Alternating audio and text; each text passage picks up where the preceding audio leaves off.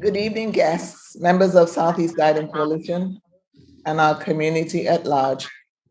Welcome to the Southeast Guiding Coalition final group meeting for Phase 2.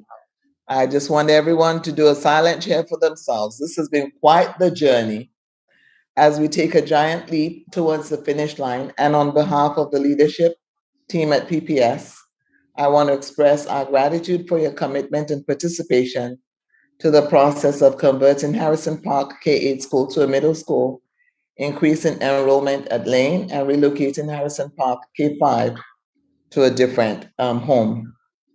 Of course, the process has not been as easy as we have made it sound. We were faced with numerous challenges, lots of unanticipated twists and turns, and many questions that had to be addressed as we continued to stay true to the district's RESG tenets while centering our students. I believe we owe ourselves a debt of gratitude for staying committed to the process and for a job well done. A special welcome to our board of directors. We appreciate your participation and guidance through the Southeast Guiding Coalition process. Some of us have learned a lot about our communities, their passions, and their priorities. The team has made revisions and more revisions based on community input. I also want to seize this opportunity to thank our principals who have been relentless and have also been consummate professionals through this process. They held coffee chats, PTA meetings, passed helpful information along to us, and held small group meetings, all in an attempt to reach the voices that we may not have had represented at the table. Thank you all very much. I cannot also say enough about the support we've received from JED and Flow Analytics and Karina and Brick Architectural Firm. Thank you for your commitment. Thank you for your guidance.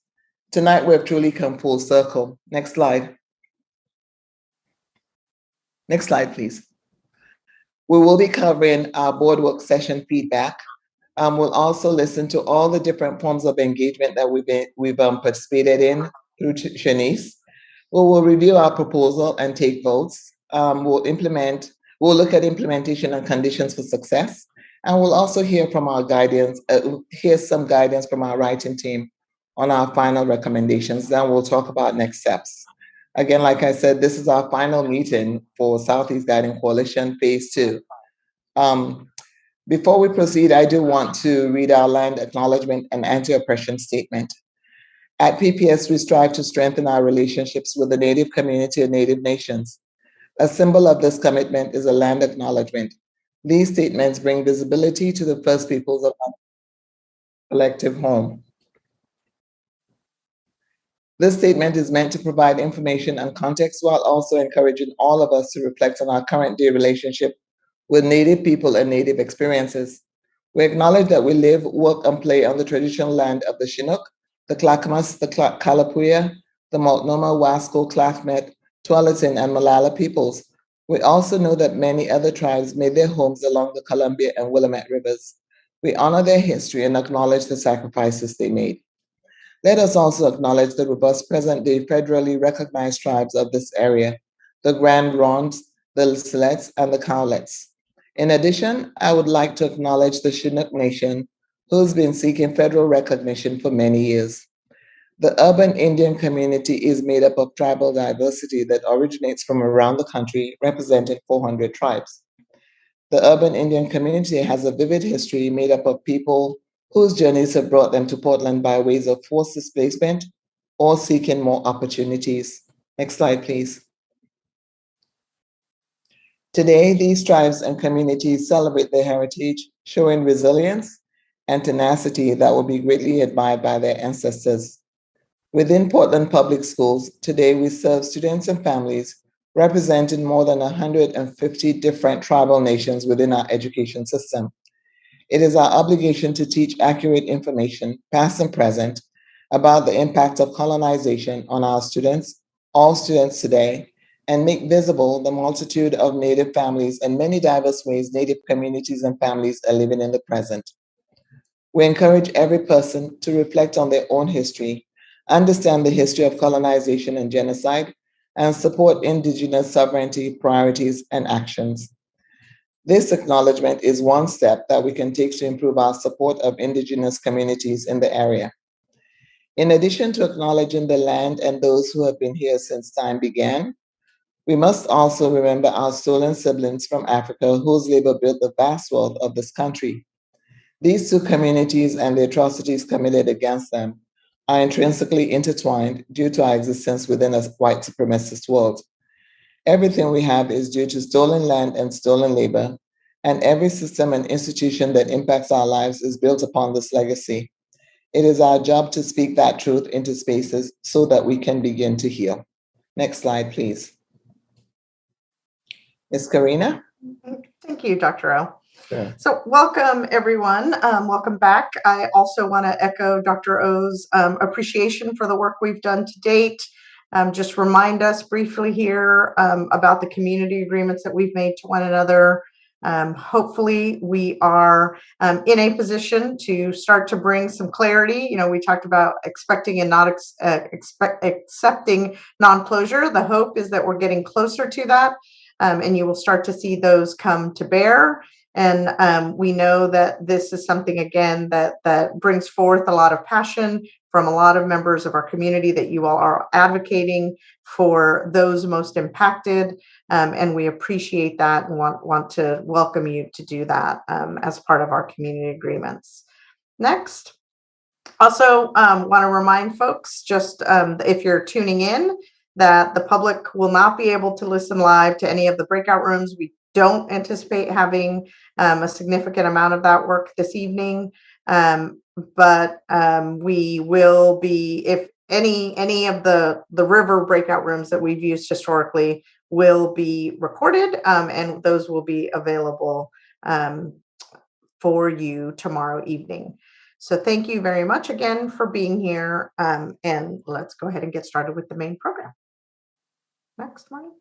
Yeah, so wanted to start a little bit just by reminding us of what the sort of framework is for the recommendation, right? What the board charge was to us, what were additional objectives that were sort of discovered as part of phase 2, and then what are some of the constraints that were put upon us or that were a part of the process by either previous board action or new direction. So the first is our board charge. So we are being asked as an SCGC to recommend a plan to address primarily the attendance area and special program assignments for Harrison Park Middle School to ensure that that is a thriving new middle school, as that gets broken apart between elementary and middle school.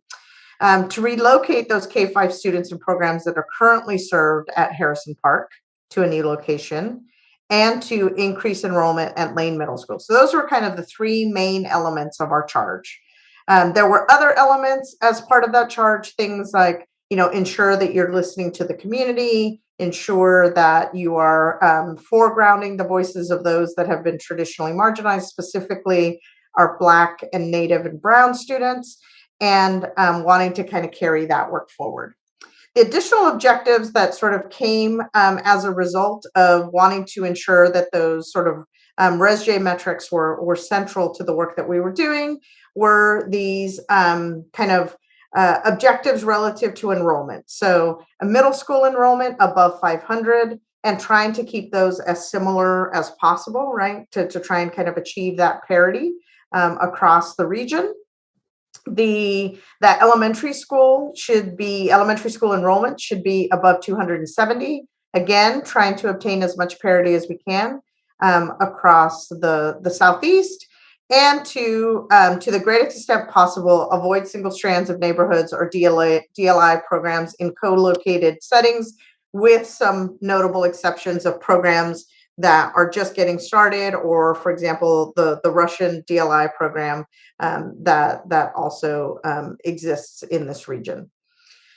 The further constraints that kind of impacted the recommendation and the work we've done to date is the board's desire to limit the change to a small range of schools, right? To not include all of the schools in the entire Southeast region. The direction to not close a campus, to not consider consolidation as part of this recommendation, at least in terms of the final recommendation. And then to keep creative science school as a K-8. So those are kind of the additional constraints that framed the work that of the SCGC and the final recommendation that will come forward. So as I said, one of those key elements that we heard from the board is that we wanted to ensure that we were listening to community. And so I want to invite Shanice Clark to share with us further work that she's done, not just today, in the last few weeks, but then also to remind us of all of the work that's happened to try and ensure that we're getting community voice in the room as part of these recommendations. Shanice? Thank you, Karina. So we've been able to hear from a number of families, and the journey that we've taken has really began with a set of school communities where we had our proposals that went out for district-wide engagement that impacted a number of schools significantly. And so we provided opportunities in a number of times during this process for those impacted school communities, especially people of color and multilingual families, to be able to share feedback. And so in addition, we really had the support and partnership of our schools and school leaders, where sessions were held at the school level that has been really insightful for our team to understand the what's important for families.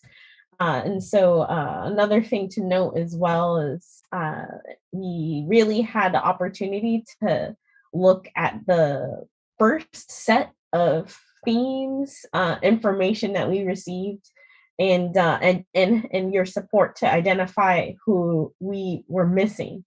And that happened in December. So we wanted to go back, but also recognize the impact, just, pandemic related impacts that cause barriers to engagement, and what the value of one-to-one conversations where we reach families where they are could mean, where traditional focus groups don't really work for those families. So phone banking and text banking really manifested the method for this section on the right here, where we reach folks as well, and are able to take your support in understanding key school communities, especially to lift up, in addition to those faces that are already happening with the support of our school leaders. And on the next slide, we're able to see highlights, but there's an engagement report, which, this is really just a snapshot of the details we are able to have there, or we're able to kind of portray there from what we've heard. So we understand that the middle school consolidation is something welcome, but there's an acknowledgement that there is limited access for our programs, or limited locations. We definitely know families will benefit from understanding transportation impacts and how they'll access that differently from some of the proposed changes. In addition, really just this acknowledgement that of especially communities who are more affluent may be less impacted or more protected from disruption. And so there's a challenge, which has already been named for many in this group, that that folks who are more impacted may not be a part of this phase 2 process, or who are not impacted, that have represent communities who are more affluent, may not be a part of the phase 2 process. In addition, the high school implications are something that folks are very curious about and want to know. And so they're wrestling with, having that be the next step in phase 3 and not being able to do that together. In addition, just really hearing the reinforcement from families that this transition, especially a movement of many students, will cause a disruption to the day-to-day lives of families, especially at school communities where trust is built. And so folks are definitely reflecting that to district leaders. In addition, the whole school model of dual language immersion programs is something that families welcome, especially with the understanding that students, especially students who are English speaking, in addition to the native speakers of that program, would be a part of it. So having the mixed identities or multiple identities of students represented in the program is something that folks value. And so we have some opportunity to talk more about how co-located models have that's present, and how dual language immersion programs will also have different students represented in their programs. And also there's support of a whole school dual language program at Lent. In addition, there is also a preference for keeping dual language immersion program at Harrison Park, and that feels something important that's important to families. In addition, there's definitely support at Bridger for creative science school. So that's something that stuck out as we are heard from families. And so I mentioned this is all from our report that has more, a lot more detail, and will help sort of frame as you continue to make your recommendation. So I'm going to hand it back over to Karina, who's going to help with the next slide. Thank you, Shanice. So if you'll give me the next slide, Marnie.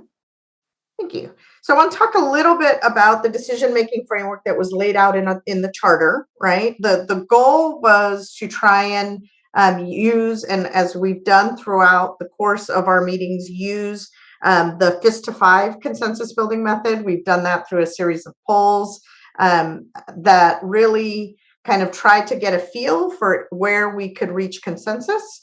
And if consensus can't be reached, the guiding coalition may use majority vote. So really the goal is to move forward tonight to see if we can't get consensus.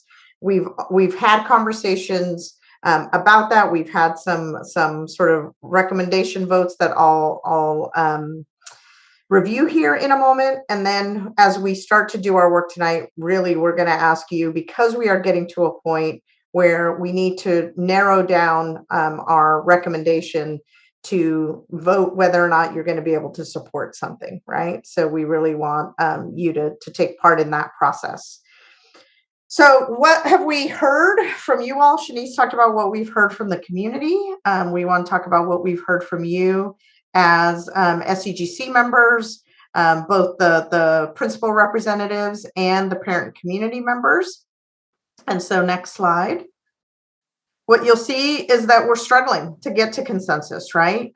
We have essentially 2/3 of our group that is willing to move at least the program placement forward with some caveats and conditions. So you see all of the voting principals are strong supporters, as are 6 members of the SCGC.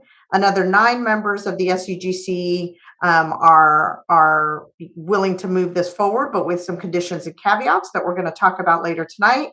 And then there are 9 members of the SCGC that are uncomfortable with moving the proposal of the program placements forward. So this was directly as a result of the survey that we had you all fill out as part of the program placement. Next. The other question that was central to the work that we did as part of that recommendation survey was what of the boundary adjustments made the most sense. So starting with the F series, whether you would create a proposal for middle school boundary changes in F1, F2, and F3, which of those made the most sense to you? And then which of the 3 draft proposals do you like the least? And so what became fairly clear out of that in terms of strong support was that F3 was at least the best place to start. And so as many of you who have been involved in sort of the the smaller meetings with Flo, the workshops and chats that have happened over the course of the last 2 weeks, know that that has been sort of the basis of the work moving forward. The other thing I want to spend some time doing, next slide, and show some appreciation to Beth, one of our co-chairs, for helping to pull this together. One question that we asked is, what could we do to get support from folks, right? Where are you having challenges? And so what you'll see for members who voted yes, Spanish remains at Kellogg, right? That there was support around that in terms of the work that has been done to date to populate that program at Kellogg. And the DLI, the needs, that it's serving the needs well of the DLI learners in that program. Enrollment balance was one of the other sort of key themes that we heard from members who voted yes, that most K-5 schools hit that 270 target, and increased enrollment for high poverty schools, including Lane and Harrison Park, that has an opportunity to grow through DLI program additions.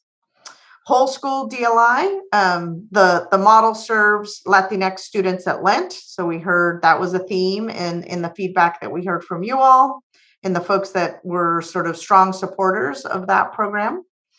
And the consolidation of the middle school DLI programs, right? So multiple strands coming together at middle school for robust programming centered around one language. So that was kind of a clear message across all folks, even those that had caveats. It was a matter of where those placements occurred, but the idea of consolidating all of those at the middle school level was important, and a strong desire to increase the racial diversity of our schools in general. So those were the key takeaways that were mentioned by those folks who voted yes to support the recommendation without caveats. So then moving towards the members who said, yes, I can support the recommendation, but I have these concerns or these caveats. One was, and we've heard a lot about this, the need to increase enrollment at Harrison Park and or decrease enrollment at Kellogg, right? To try and achieve greater parity between those two middle school enrollments. There was also concern about split feeders. So Arleta and Marysville students must all remain at Kellogg, right? So this idea of the split was something that was a caveat.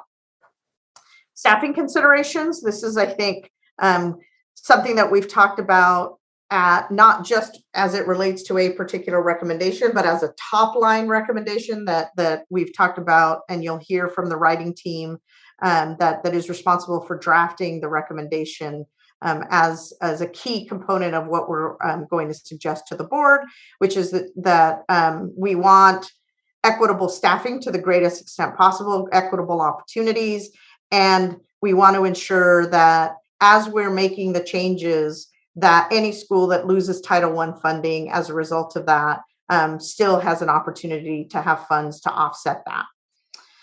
Transitions. So this starts to get into a little bit of the implementation, right? One of the caveats was that students currently in school should be able to finish at the middle school where they started. It was a key consideration for those who said, I will support this, but as long as you meet these caveats. And again, continuing to figure out what is the right staffing for Spanish DLI questions. So the concern that there's mixed messages on the challenge of relocating that middle school DLI program at Kellogg, and unclear whether this should be prioritized over what at least one member called optimal program placements, or program placements that can maybe help achieve that greater parity between the middle school enrollment of Harrison Park and Kellogg. So those are kind of the caveats that we heard as part of the evaluation feedback summary. And then the key sort of takeaways for members who voted no was a lack of long-term stability, right? That Spanish at Kellogg was seen as a short-term solution, and that there could be long-term implications for the stability of the program, specifically at Kellogg, and enrollment at of the program at Kellogg, and the enrollment implications that then that has for Harrison Park. Enrollment concerns just in general, right? The proposal has, one of our key considerations was to increase enrollment and to achieve a level of parity between Harrison Park and Kellogg, and that there appears to be a lack of options to increase enrollment at Harrison Park and then therefore decrease enrollment at Kellogg. So that was one major concern voiced by a number of people in terms of kind of the equity implications associated with that. Another concern was around geographic proximity, right? So this was a driver for somebody voting no, that a lack of success to sort of the closest middle school and safe routes to schools for South Tabor neighborhood, especially for BIPOC and low SES students who are not in DLI, so the neighborhood programs. Facility optimization was sort of another theme that we heard. Has the robust Spanish immersion program in the smaller central middle high school and the smaller DLI program in a larger building with fewer resident students, right? I think a concern that was expressed by members that voted no, but we also heard this from other members just in general, especially those that were kind of in that yes with caveats, is again the scope, that the proposal doesn't include the inner southeast schools, and that the current conditions don't justify the conversion of Harrison Park to a middle school. And so that was a driver for some folks to vote no. And then just a preference for the alternative, right? So there was folks who said, I wanted to start with E2, which is the sort of opposite program placement that had the Mandarin DLI program at Kellogg and Spanish DLI at Harrison Park as a program placement, and so not in support of all school DLI at Lynch. So that was another driver for no. Okay, any questions about that or for any of the feedback that we heard from Shanice? Raise your hand.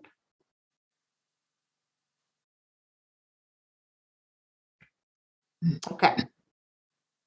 So with that, Claire, Deputy Superintendent Hertz, I'm going to pass it to you to talk a little bit about the board work session that was held earlier this week. Good evening, everyone. Thank you, Karina. On Tuesday night, the board met for 2 hours in a work session, and our co-chairs were with us, as well as many of the staff that you see in these meetings. And so we captured some of the sentiments of individual board members, and we wanted to share those with you. And as well, Director Brim Edwards is here tonight. And so after I've gone through the summary from Tuesday, she'll go ahead and add a few comments from her representing herself as a member of the board. Okay. So first of all, the board is overall very appreciative of all the work that has been done by this coalition, of all the members that have given so much time to this process and in helping find the best proposal that we can bring forward. And some of the suggestions they had was to include a recommendation. I think we talked about this earlier already from some of the members' comments, to ensure equitable programming, and specified a 5-year period as the program and enrollment, the boundary changes, the balancing settles. And they understand that low enrollment is an issue overall in the region, especially in elementary schools due to the pandemic, and confirmed the board direction was not to close a school. And another member said really had strong support for the whole school DLI program. And another sentiment was, after spending all the time that the SEGC has done, they believed that I lost track of over a dozen proposals of how many we're on now, but that you really looked at many different possibilities in trying to bring the best plan forward for the students. And one affirmed working with the Lent community on a plan to transition the non-DLI students is an important component, and that they would like to see that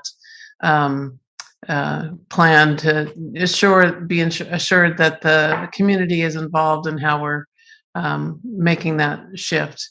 Then there was also a concern raised for multiple displacements and the trauma that causes for our families in the region.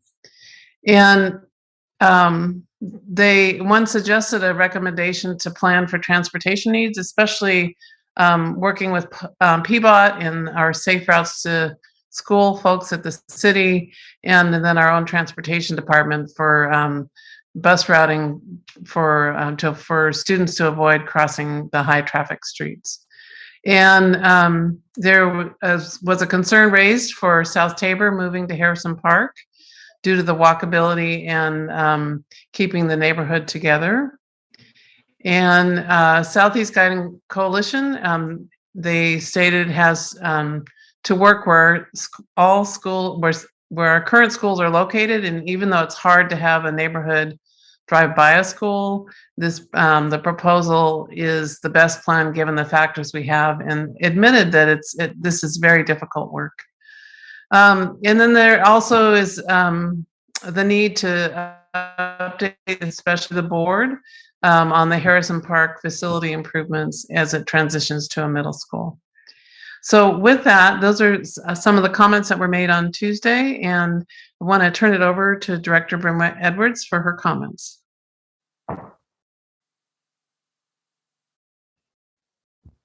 Thanks, Deputy Superintendent Hertz. And I will say that some of my comments were captured here.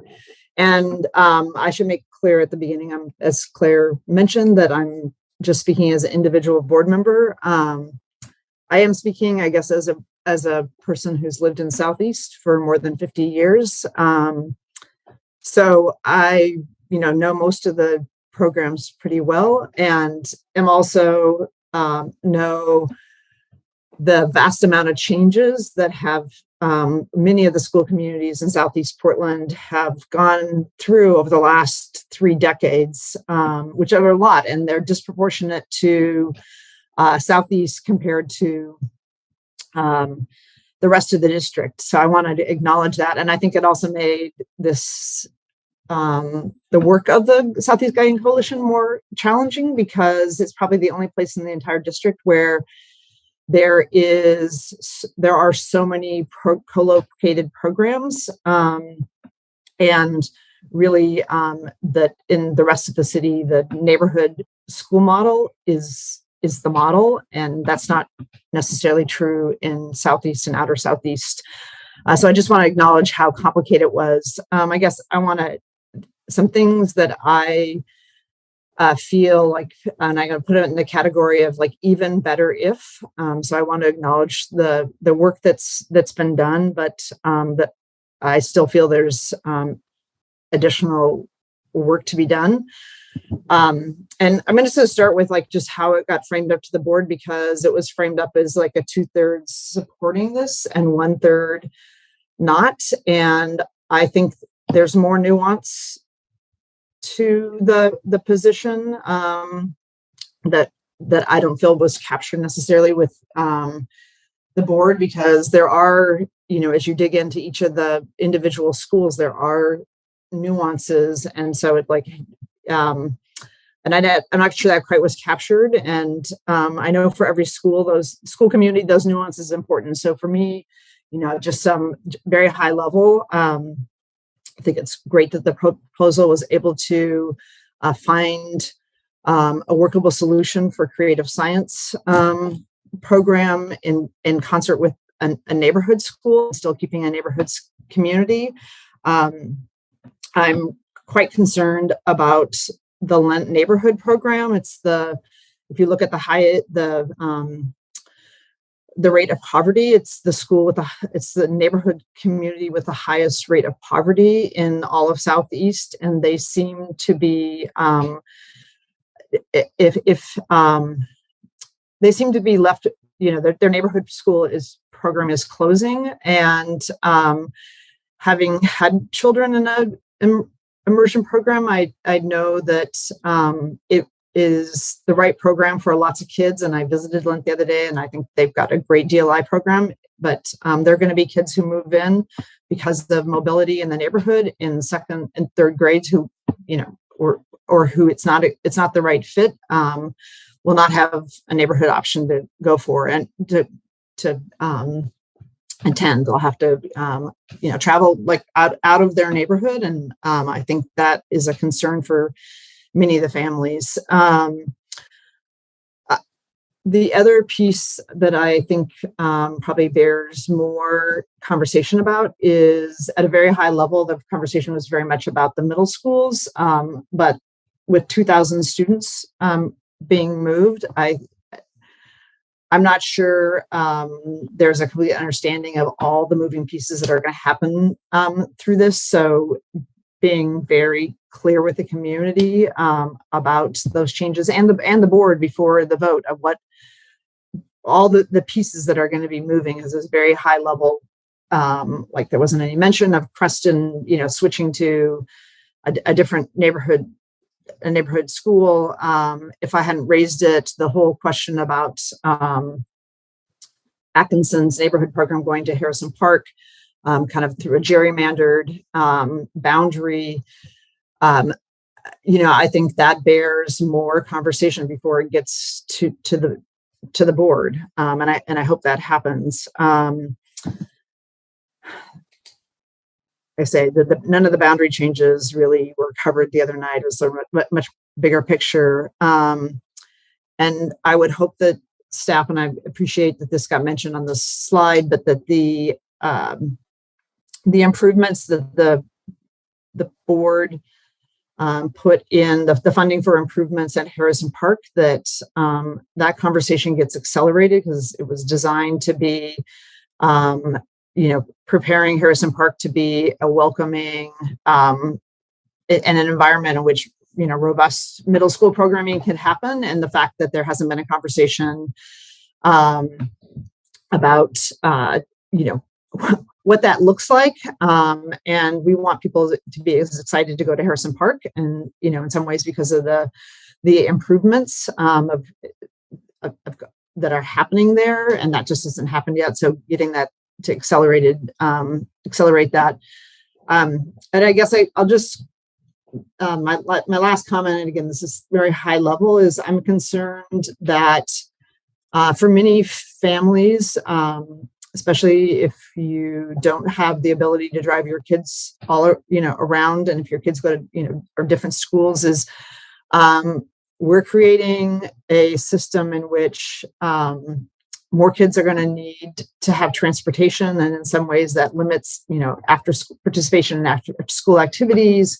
It creates issues of families being able to get their kids to schools, be able to attend school events, and it appears like neighborhood programs weren't given the sort of the same weight as programs, and especially in neighborhoods in which there's high levels of poverty in the neighborhood programs, that is of concern to me.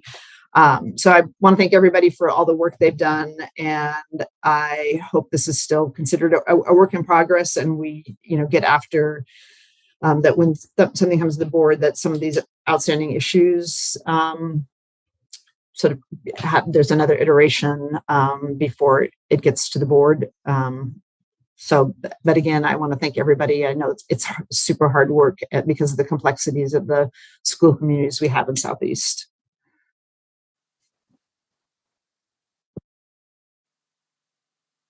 Thank you, Director Brim-Edwards. I think with that, unless Claire, do you have any other follow-up? Chair DePass will be joining us later this evening, and it just wanted to let you know that she's double booked tonight, but she will be joining us later as well. she's interested in hearing what you have to say tonight as a coalition. So I guess we, at this point, that's all we have for this slide. And thank you for your comments, Director Burm-Edwards. Okay.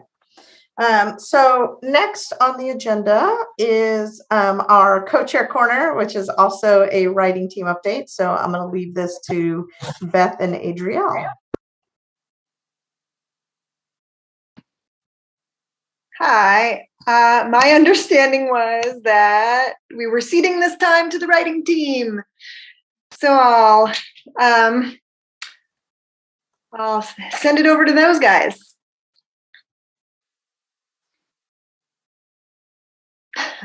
Oh, okay. Yeah, I can start. We got our, giving us I think we got our wires crossed a little bit. direction. We didn't have a lot of time to prep it. I'm happy to start an update, and then Dee and Sarah are the other,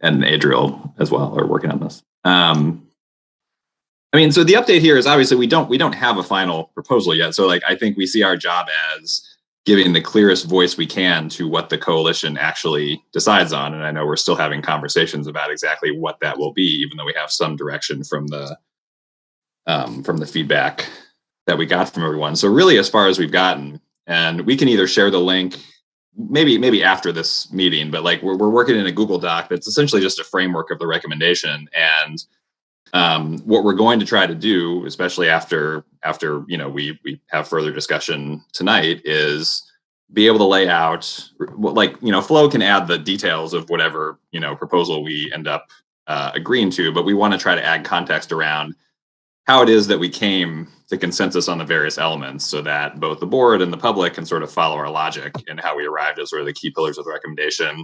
To Director Burm-Edwards' point, we want to include a clear section that says, like, here, this is what we did in the phase one recommendation too. Here is what is changing. Here is what is not changing. Like, for example, we want to call out specifically that, even though there's potential implications for high school boundaries down the road, like there's nothing, we are not changing any high school boundaries, for example, in this process. There's a few other things that are definitely not changing specifically as part of what we're recommending here or part of this process. So we're going to include that.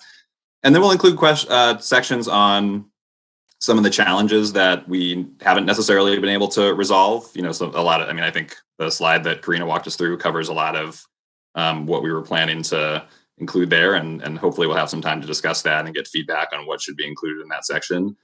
And then on the implementation considerations that we seem to have consensus on. And again, I think our plan is to pull that from the feedback that we've heard so far and the discussions tonight. And so we truly haven't gotten farther than just sort of some rough bullets on this stuff, partly because, again, we're not trying to write our own opinion on this. We're trying to reflect back what we actually agree on. And I think we still have some more work to do on that. And then I guess last point is, I know there's been some interest in including, as we did in phase one, a sort of dissenting or minority opinion to go along with this. And I think, Beth, you tell me, but I guess the advice there is, if you're interested in being part of that, email the co-chairs, or what's the that would work. That way, whether you just want to have your name on that piece, or whether you want to actually collaborate in the creation of it, we know who you are so that you can be in the loop. So Dee and Sarah, what did I miss in terms of sort of where we are and where we're trying to go? Yeah, I feel like that mostly covered it. I guess I would only suggest, if you feel like as a coalition member you have something that did not make it onto your evaluation that you feel really strongly about, you can make sure to let us know that might have gotten missed. That's all I can think of. And we will share. So again, we're going to be working in a Google Doc. We will share that link with everyone. If you decide after looking at it that you would like to contribute, please let us know. You are welcome to, if you want to just send us notes. But we will make sure that that everyone can see this as it's coming together between now and when it's due next week to the deputy superintendent, and that we can figure this out with the co-chairs, but we'll make sure that we circulate a sort of final draft as well, even though that's, it's going to be in between meetings. Thank you, Andy, Dee, and Sarah. Any questions? And we will have time to get into some of the implementation pieces as part of our meeting today and get you feedback for that portion of the written recommendation. Any questions for this team? Comments, thoughts? Just appreciation for you all doing the work. Okay, so I think this is our opportunity to transition to Jed to kind of give us an update on where we are. All right, thanks, Karina. Good evening, folks. We can move to the next slide here. Thank you.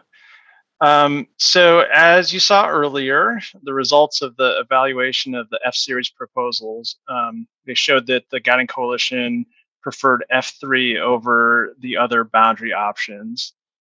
So in moving us toward a final vote, I want to remind everyone of where we're at with the programmatic assignments and the feeder patterns in draft proposal F3.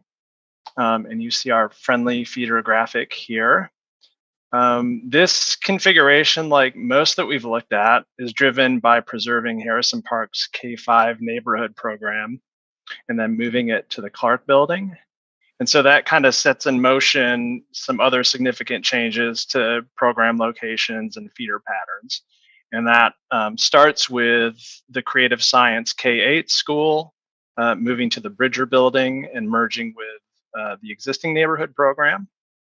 And then for Spanish dual language immersion, we see the current Bridger program moving to Lent to help establish a whole school neighborhood-based K5 program. And then the existing program at Atkinson for Spanish DLI will remain as is. And both Lent and Atkinson will feed to Kellogg at the middle school level. For Chinese DLI, the Harrison Park K5 program will move along with the neighborhood program to the Clark building. The existing program at Woodstock will remain as is, and both the Clark and Woodstock programs will feed to Harrison Park at the middle school level. And then there are a series of boundary and feeder pattern changes we then made to maximize enrollment for key middle and elementary schools. And feeder changes for neighborhood programs you see here include Vestal and Atkinson feeding to Harrison Park, Creston feeding to Hostford, and Woodstock feeding to Lane. So with all these changes in place, we then needed to tackle the issue of boundary changes to support balanced enrollment. And as we all know, we weren't able to accomplish everything we wanted throughout the region. And you see here that Kellogg is projected to remain above 80% utilization, and Mount Tabor and Hosford middle schools are dipping below our target enrollment of 500 students. But we were able to give Harrison Park and Lane pretty significant boosts in enrollment, which was part of the central charge from the school board. And also in this process, you were able to, I think, significantly improve enrollment for elementary schools, especially those with higher proportions of Black, Native American, and English language learners. We can jump to the next slide now. And so just to kind of highlight some of this, here we see our racial equity impact measures. And they're going to help illustrate here that some of the middle schools are, in fact, below our target enrollment, and that it does impact Black, Native American, and ELL students just slightly less than all students, just kind of based on Harrison Park and Lane specifically getting some boost there above that target. It also shows the very real improvements, I think, to the elementary schools, especially when you compare that to the boundaries and program placements that we have today. And you can see that that's really especially so for our centered students. And I just want to talk about, these measures, of course, are built on the school by school enrollment estimates that you've seen throughout those summary statistics sheets. And I do just kind of want to tee up and mention that we have some, pretty major program transitions that introduce uncertainty into our enrollment estimates for sure. And this is particularly true, I think, for Bridger and Lent, as we see the new program choices that are going to be available to families in those neighborhoods. And so Judy Brennan, Director of PPS Enrollment, she has some additional details to share later tonight on how this plan could be implemented, and with some specific notes for Bridger and Lent. So just wanted to tee that up. Now we can go to the next slide here. So since our last formal meeting, scheduled meeting on February 3rd, Flo and PPS staff have held several optional work sessions. There were a few during the daytime. There was one last Thursday night this time, and some office hours this week to take feedback on the F-Series draft proposals. And we got into some detail on the boundary changes that are proposed in those. And at those meetings, we got some very specific feedback on boundaries from our parent representatives, who are our local experts in these areas here.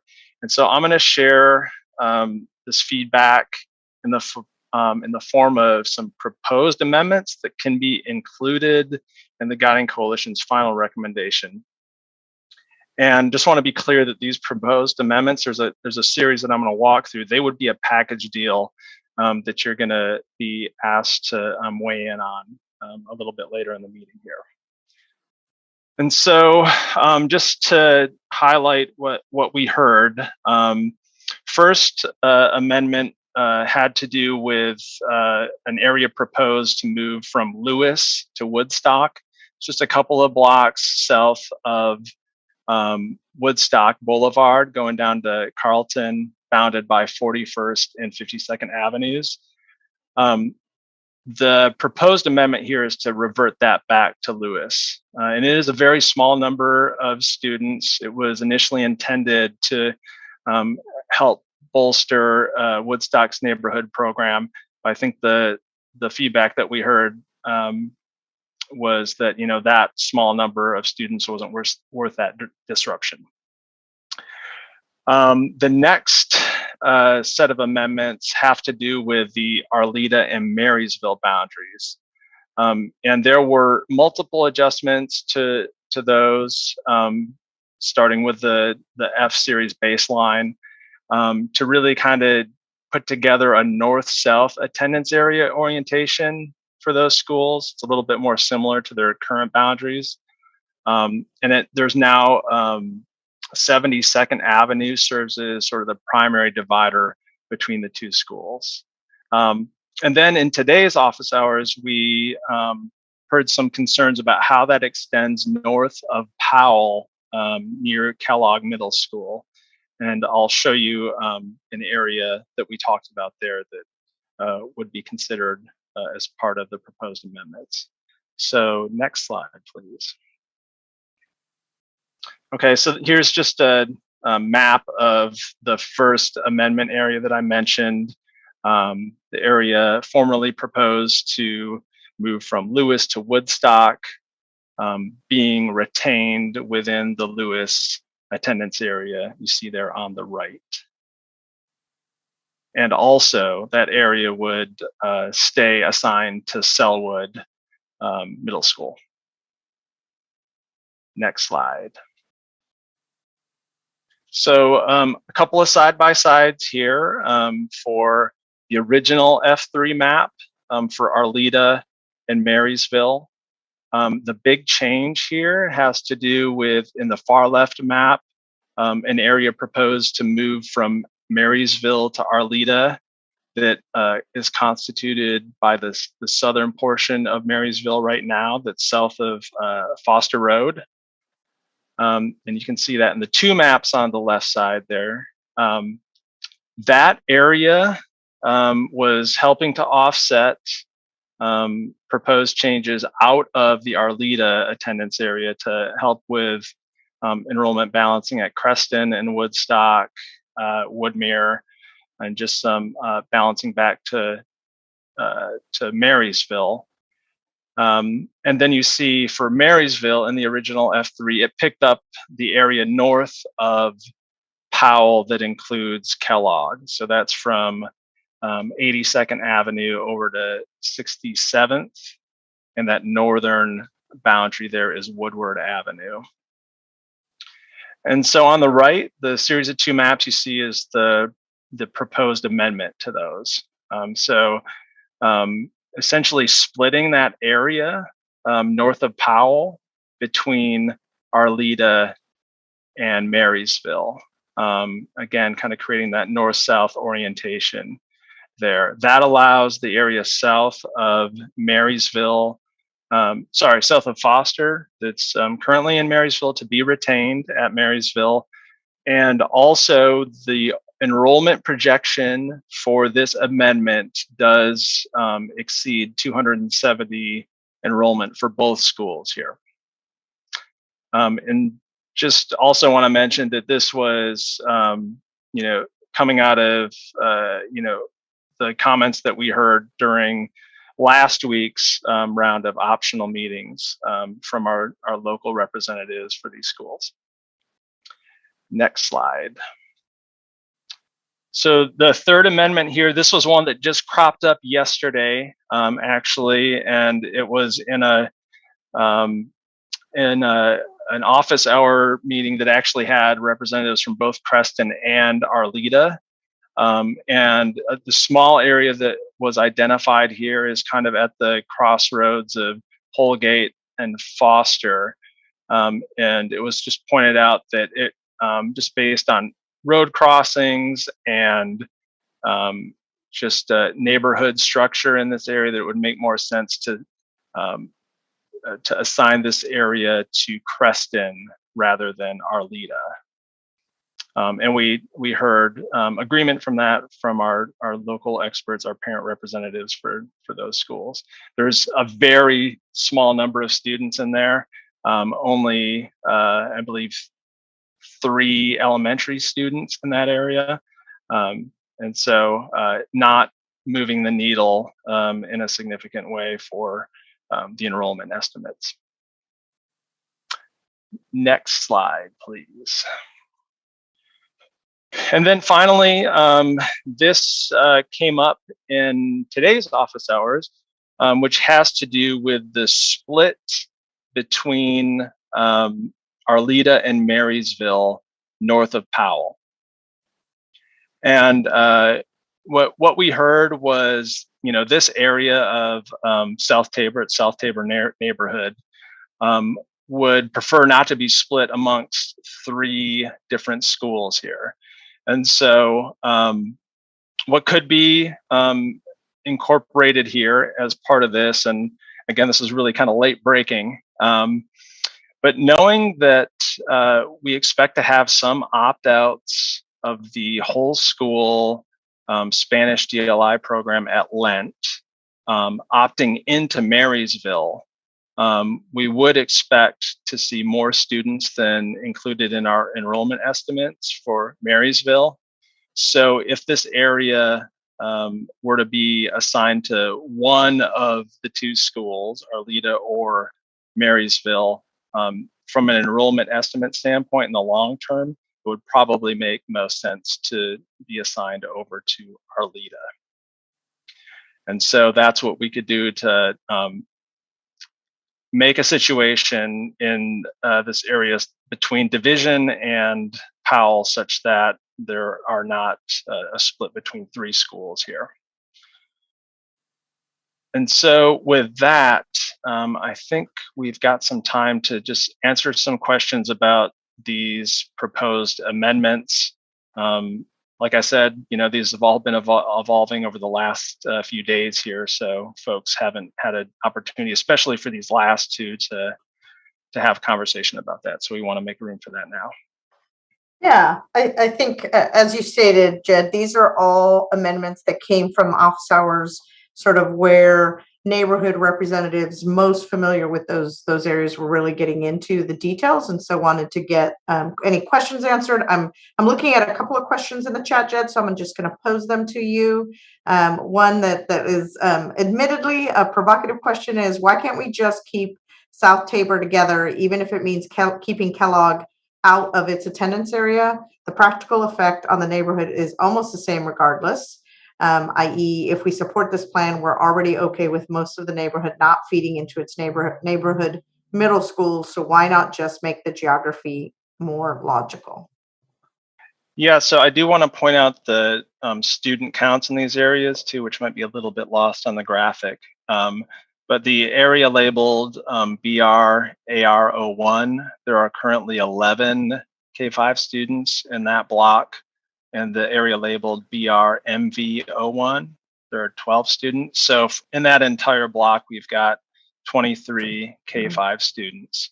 And so we know that both Arleta and Marysville have kind of been right on that edge of 270 students meeting that target enrollment. So as we understand, those are enrollment estimates are in fact that estimates, and we're talking about handfuls of kids here. So I mean, I wouldn't be the decider on whether a middle school could be outside of its attendance zone. I don't know that we have precedent for that in the district, but from an enrollment standpoint for Arleta and Marysville, that's what we may see from a strict numbers standpoint, is that those schools are dropping below that 270 mark for our enrollment estimates. Thanks, Chad. The other question is more of a process question. If someone wasn't able to attend the extra sessions, how can they recommend additional amendments?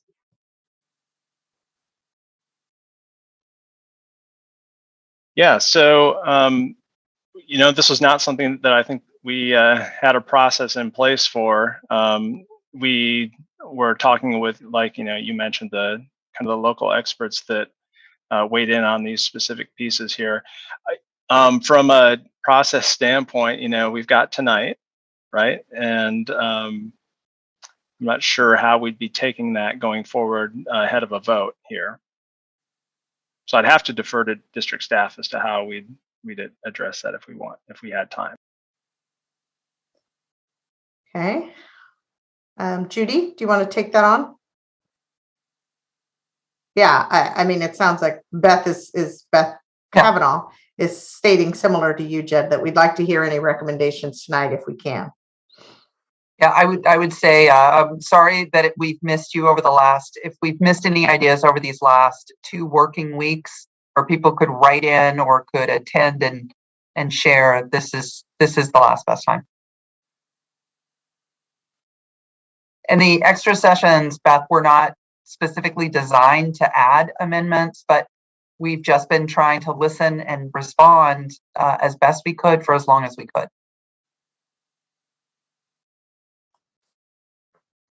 Any other questions or recommendations from SCGC members about this, whether it's an amendment to F3 or further thoughts on the amendments that are there, Harmony?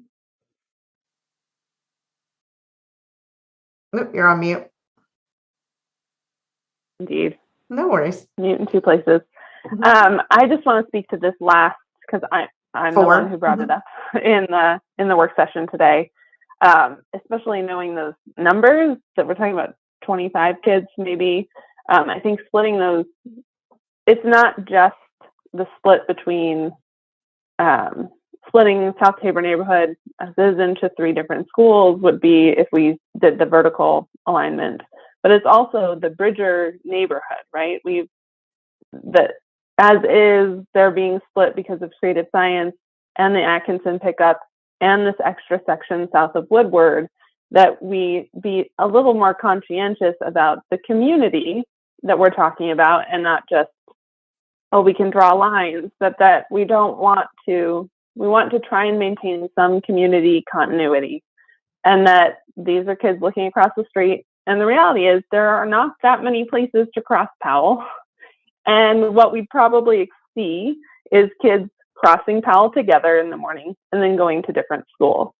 And that doesn't really make sense in terms of established neighborhoods, established communities.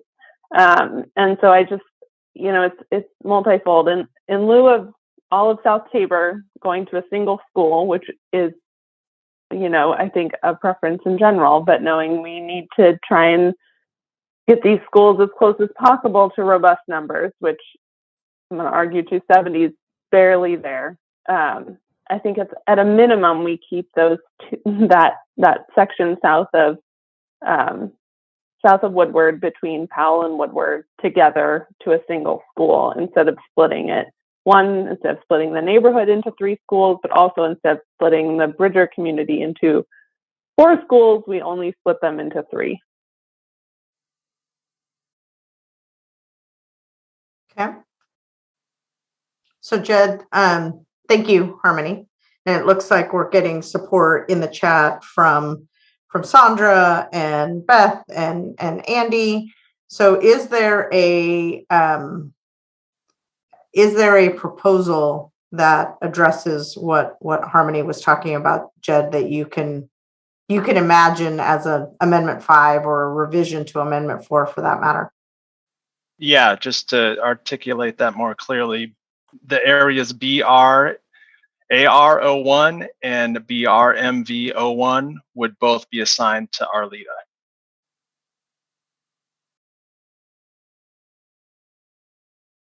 And in doing so, you would then limit it to 2, that neighborhood, the South Tabor neighborhood, going into 2 schools rather than 3. Is that correct? That's right. That's right. Okay.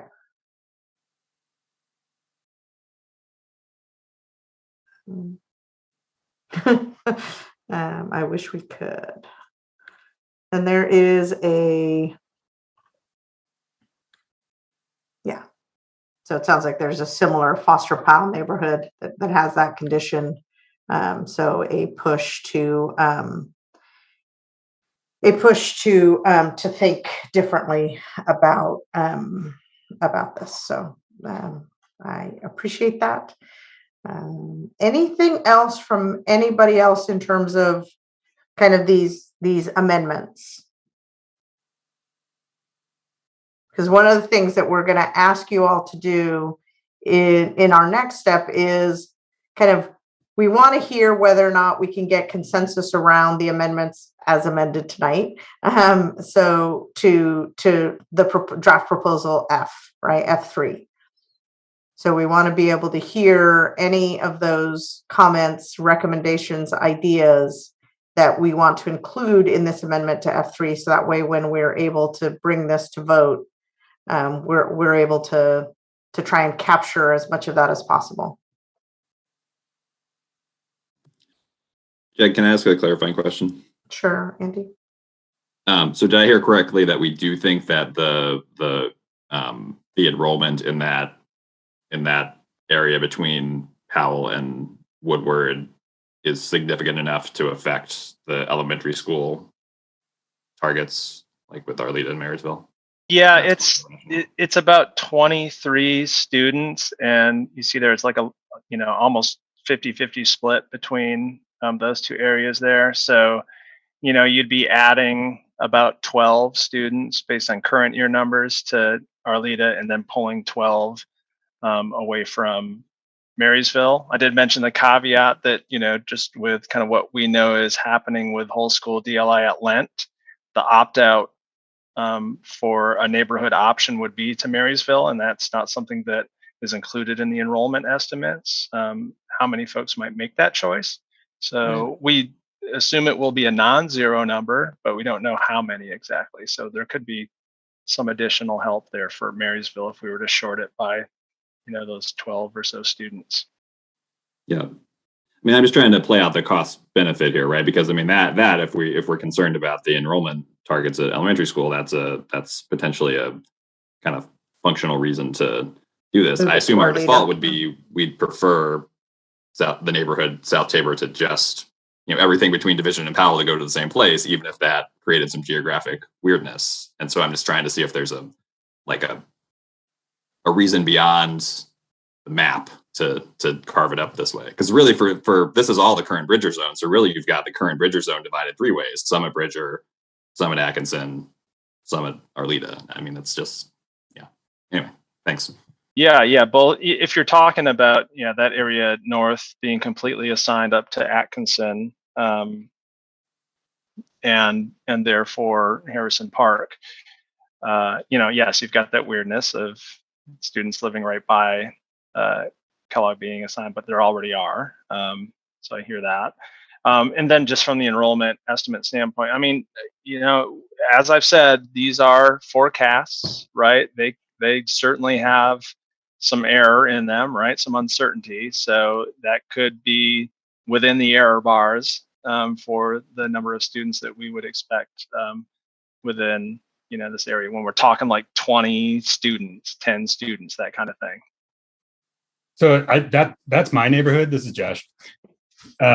That's my neighborhood, and to hear that there's 25 students is actually awesome. Like it's been growing. There were no kids in this area. They've all, everybody had moved out. We moved in. We had the only kids here, and now all the houses around us are getting kids. So it's going to grow. So it's not really just only 20 kids that we're talking about.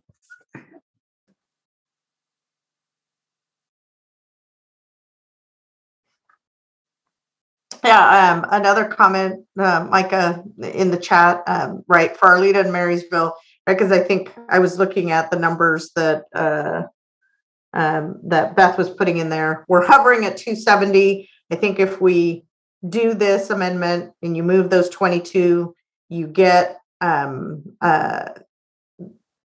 closer or above 270, and you're able to reduce the 294 at Marysville. So you get Arleta and Marysville more in parity with one another by taking all 23 of those up to Arleta. I believe that's correct. Correct me if I'm wrong, Jed, but I think that's right. But I think the other side of this that you're talking about, Micah, and this goes back to that writing team, right? Of could there be a I don't want to say guarantee of funding, but something outside of the enrollment number to trigger funding as part of the recommendation, right? That's something we've talked about a lot. So I think that that's important. Yeah, and that was something that the board discussed on Tuesday. So appreciate that. Okay. So I think what we're going to do next, so give me the next slide, Marnie, is try and see if we have consensus around the amendments that we've talked about to date, right? Do people, I guess the question is, do you feel that the neighborhood experts that were kind of able to participate in these sessions were able to refine proposal F3 in such a way that you can support?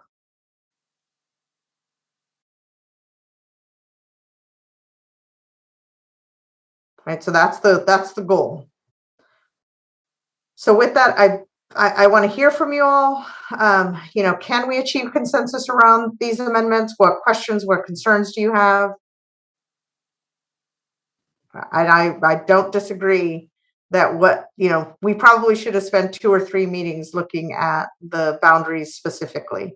And that means we would have had to have landed program placement earlier, right? So this is where we find ourselves. And so trying to figure out the best way to get to some of these boundary conversations would be what we're trying to get at tonight. Are you going to be asking us to support yes or no on these amendments, or like Yes. the plan as amended?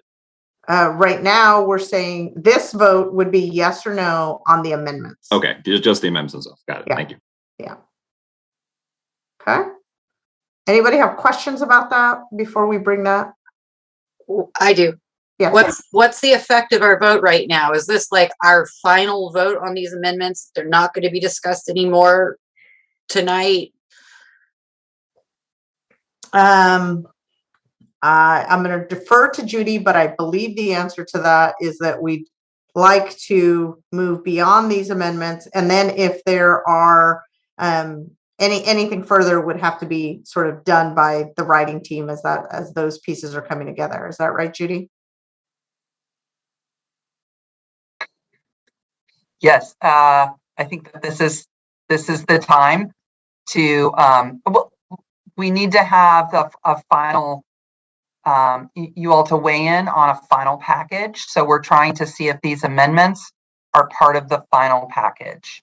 So the first question for you is, these 4 pieces that we've been discussing, do you agree that they could be included in the final package? Right. If- So, yeah. yeah, so the vote, I think Beth captured it in the chat. The vote that we're talking about tonight, or right now, is whether the proposal will move forward for the coalition to vote on F3 as it was originally drafted, or as F3 with amendments. So that's what we're talking about right now.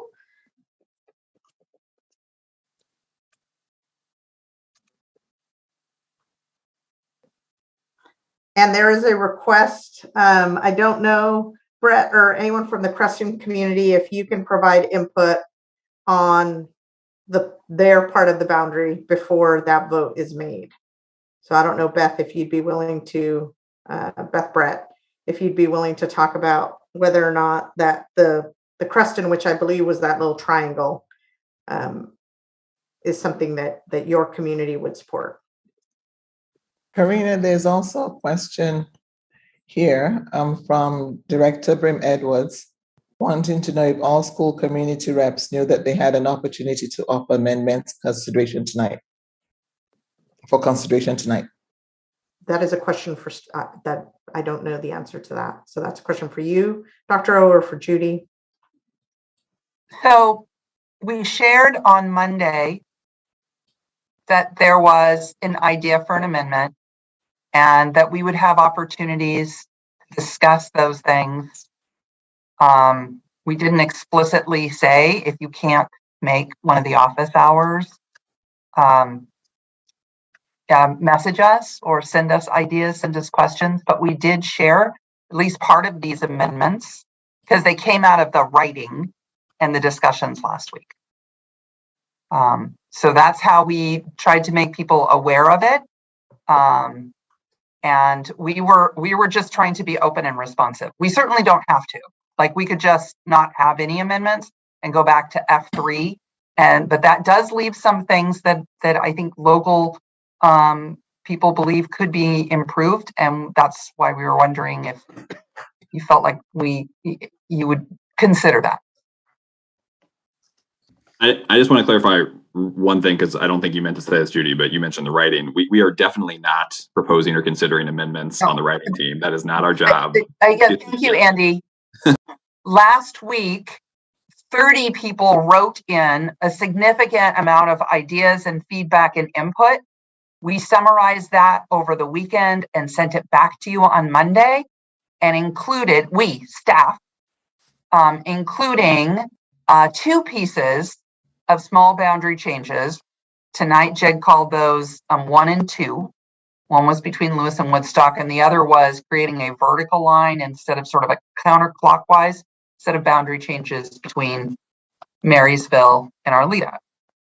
That's what we shared in writing, what staff shared in writing with the full SEGC on Monday, and made office hours available for follow-up and discussion. We also would have, been monitoring if there were questions in your Discord or in any other way. Well, I believe, correct me if I'm wrong, Judy, but some of these also came up because people were taking the opportunity in the recommendation form to provide some of these amendments as well. That's where some of these came up as well. Yeah. Yep.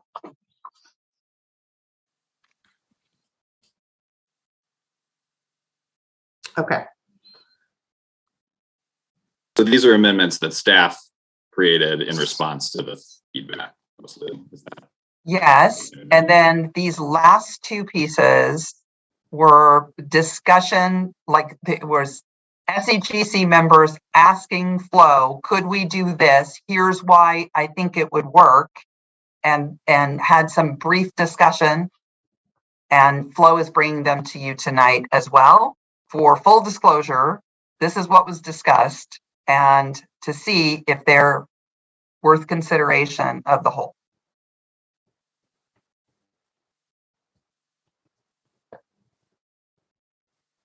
Thank you, Judy, for that. Okay, so I'm going to bring you back up, Jed, because I'm seeing, I don't know if you've been monitoring some of the conversations in the chat. And I don't know if there's anything, I guess the first thing I'd like you to do is look through there and see if there's any if there are any amendments that are being proposed that that you think we should consider as part of this F3 amendment. Yeah, I'm really afraid I'm going to miss something here. Maybe we could get those voiced into the room. I don't want this to hinge on the things that I, do or do not read in the chat here.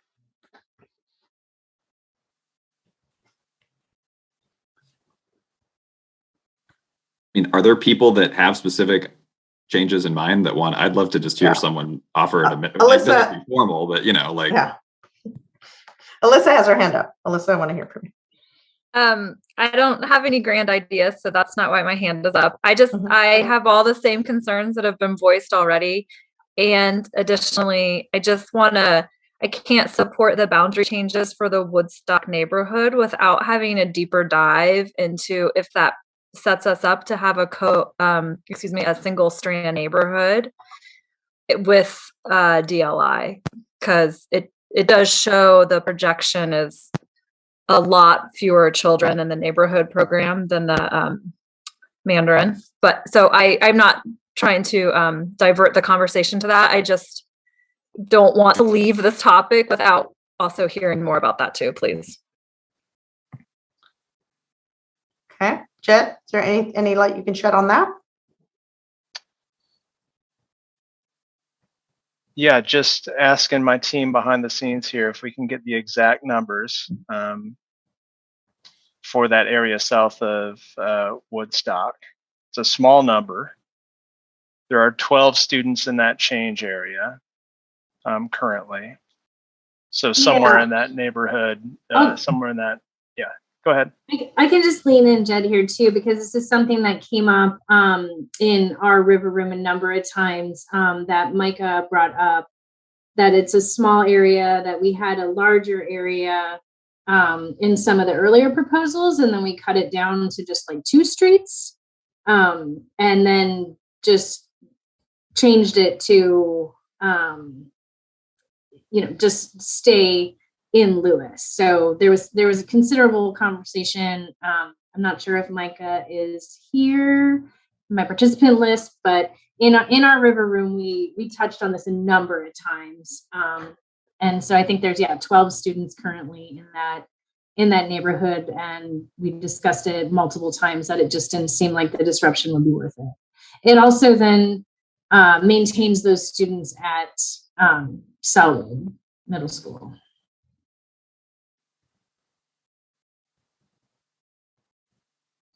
Ellie, sorry, let me go back. Did that answer your question, Alyssa? It does. Thank you. I don't love the idea of any of these neighborhood communities being broken up. So that's definitely not. It's a challenge regardless. Yeah. The challenge regardless. And if that works for the Lewis community, that's great. And I do still see the neighborhood enrollment dropping when you look at the numbers you sent with under F3, but it must be coming from a different place and not this few blocks right here. So that's fine. Yeah, Alyssa, this is just rolling back a change and keeping those kids in Lewis as they already are. Yeah. Okay. Thank you for calling that out. Thank you. Ellie. Yeah, thanks. As we know, Harrison Park is not our closest and safest middle school. And we've talked about that a lot. And I think what we need to keep in mind here is that Marysville and Atkinson are very different schools in that Marysville has a high BIPOC population. I think it's 55%. And we also have a low SES population. So we are a school that does not have a lot of parent involvement. We don't have a lot of parent activism. Our families don't have the resources to organize a petition and big, letters or campaigns or come to school board meetings. Our school community is not going to have the resources to do that. And my concern here is that in the end, despite what might be in the recommendation, it's going to be the schools that are able to be more loud in this process, that get what they want out of this. And that's not equity. That's really concerning to me. So I think we really need to look at, the populations that we're serving at each school. And we need to really think about the resources that are at each school in terms of the parent population and transportation resources.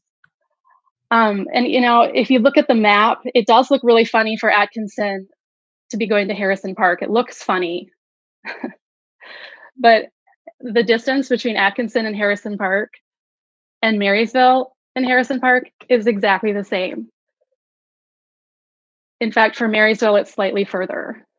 And for Marysville, we have several busy streets that have to be crossed. We have Holgate, we have Powell, we have Foster, it looks like.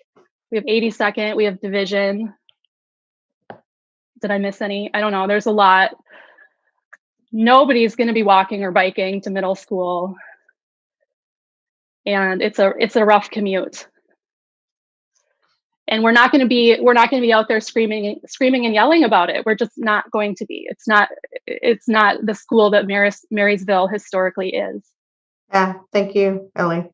I will say that I know that Shanice has done a concerted effort of reaching out via phone call directly to Marysville parents, neighborhood parents. So that has been, Shanice. Yeah, a big component of trying to get that voice in the room in whatever way we can, Ellie. Thank you. Sorry. Marissa. Yeah, I just wanted to share out loud, so for the group and the community to hear that I've said this a few times since phase one, but I know Ellie feels strongly about Marysville not feeding to Harrison Park for transportation reasons, and I, as a bike family, I can tell you, Harrison Park and Atkinson are, there's 1.5 mile distance, and there's a safe and easy 15-minute bike route between the two schools that I do with my family regularly. And my daughter's been riding herself since she was 5 years old, and it's safe and easy. And it's much harder to travel like by foot or bike between Harrison Park and Marysville. So that's why I've been supportive of Atkinson feeding to Harrison Park. And again, is it like the first choice of the Atkinson community? No, and I totally hear that because again, I am a non-driver too. But there's really no other option for enrolling Harrison Park, and I do really feel strongly there's a safe route between the two. So I think it's a reasonable option. Yeah. Dr. O. I was just going to add that in addition to Shanice's phone call to the parents, Kathy Murray, the principal, has also made herself available during pickup times at school and drop-off times at school as well. And she's done a lot to bring her community together to have discussions around the Southeast Guiding Coalition proposals.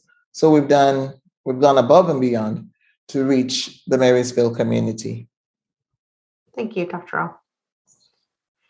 Okay, so we've got some questions, but we do have a lot of sort of quiet voices in the room. So I want to maybe move us to then to see where folks stand, and maybe Jed, if you will do us a good favor, because now we've kind of gone all over the place, of just summarizing the amendments as you want people to vote on them today, the F3 amendments, just as quickly as you can. Yeah, let's look at them together. Let's go back through the slides. So, yep, not quite that far. One more forward. Yep, that's the one. So there's the First Amendment. That's, I feel like I'm talking about the Bill of Rights or something here. Yeah, so this is the area staying with Lewis and Selwood. We've talked about a bit. That's Amendment 1. Next slide. Next amendment is basically 72nd Avenue being the split between Marysville and Arleta, south of Powell. Next. That small section here that's currently in the Arleta neighborhood being proposed to move to Creston and from Kellogg to Hosford. And then next slide. And then looking at the map here, areas BR-AR01 and BR-MV01 being wholly assigned to Arleta.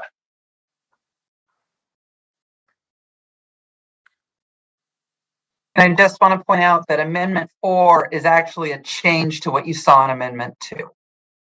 Right, so Amendment 2 had the line going up along 74th to Woodstock, and that divided that area between Division and Woodward to two different schools. They're both part of Bridger now, and this would have all of that area south of Woodward that's part of Bridger become part of Arleta. The rest of the line there, that vertical line, is what was in the amendment number 2. Yeah, Judy, thanks for making that explicit. Everything south of Powell, 72nd, will be the divider between those two schools. Yeah. And I see the question in the chat about, are we voting for the individual amendments or voting for the amendments as a whole? I believe the desire is to see what level of support we will get for the amendments as a whole. So I think that's where we're starting. So with that, Nathan, I'm going to ask you to put the poll up.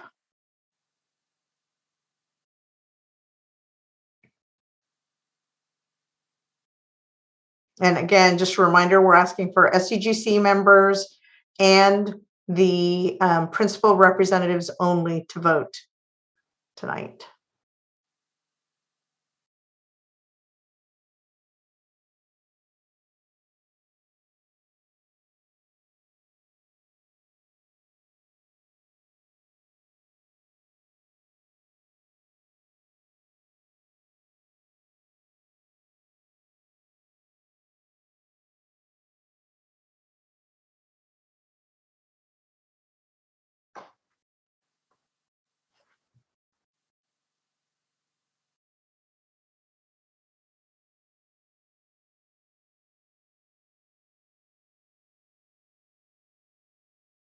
Hey, Karina, I'm noticing that this is the can you support the proposed program placement? Nathan just texted me that he swapped the language, but this one is specific to the amendment. Yes, he just texted me that he put them in the wrong order. So it looks like we're at almost all of our SCGC members. So again, yes would be. I'll speak for myself. I think we should let's do that. Relaunch the poll. I agree with you, Harmony, because this was confusing. Okay. So let's end this poll, Nathan, and then let's redo the poll with the correct poll. There we go. Would you agree to amend F3 with the amendments that we proposed?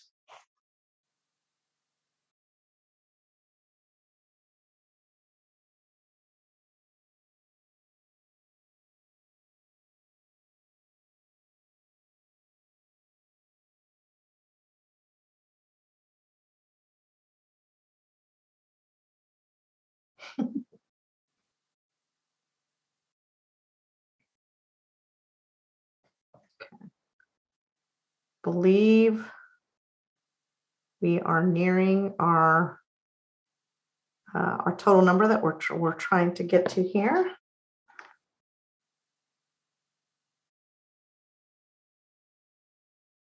Okay, why don't we go ahead and close the poll?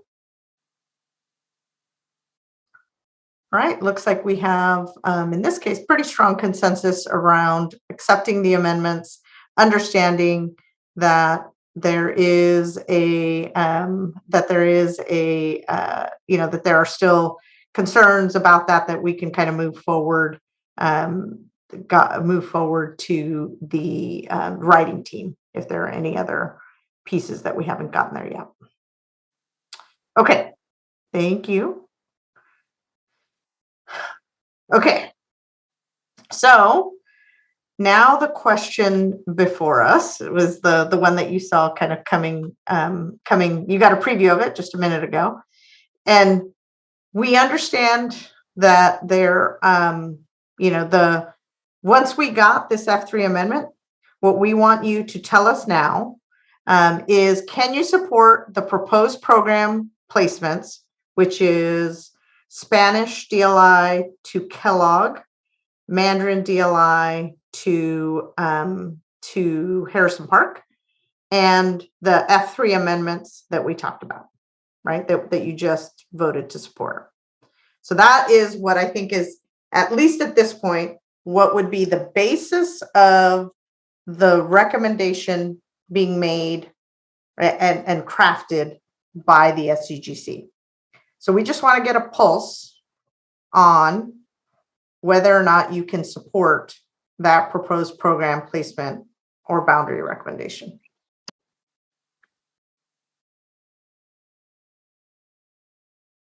Let's be sure, yep, this is the right question.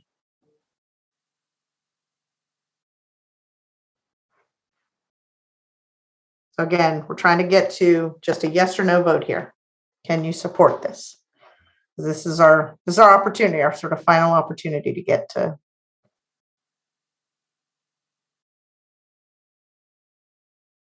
Yeah, I'm sorry, I used the word pulse there when I meant this I think is our opportunity to say whether or not we can support this.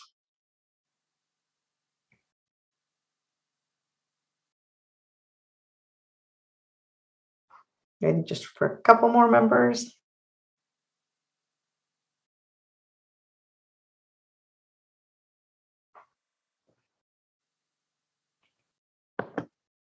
Okay.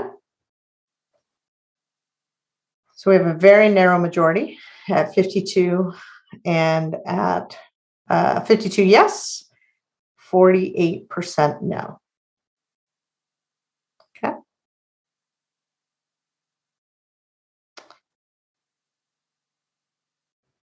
So I think what we want you to do is move into how would you, what do you need to get to sort of process this, right, in your small groups? So we're going to put you in quads, have you talk amongst yourselves. The hope is that at least you have some folks that voted yes and some folks that voted no, and you could start to share ideas about what that looks like. And then we can come back after the break and talk about kind of what the next steps are and how we start to implement that. Sorry, Beth, the question was, the vote was 52%, so 16 out of the 31 SCGC members present tonight, including the principal representatives, voted yes, and 48% or 15, it's really just a one vote difference, of the 31 members voted no.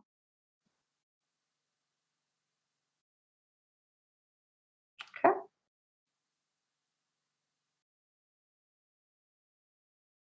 All right, Nathan, are you going to push us into quads? Yep.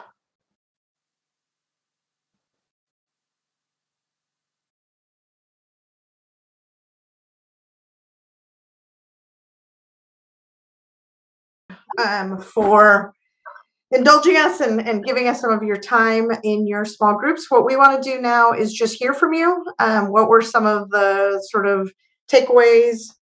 Maybe spend about 10 minutes here talking about what you all talked about in your room. Kind of, were there elements that moved anybody from one side to the other? Were there any discussions about how to achieve consensus? Or at least a stronger majority? Anyone want to talk about what they talked about in their room?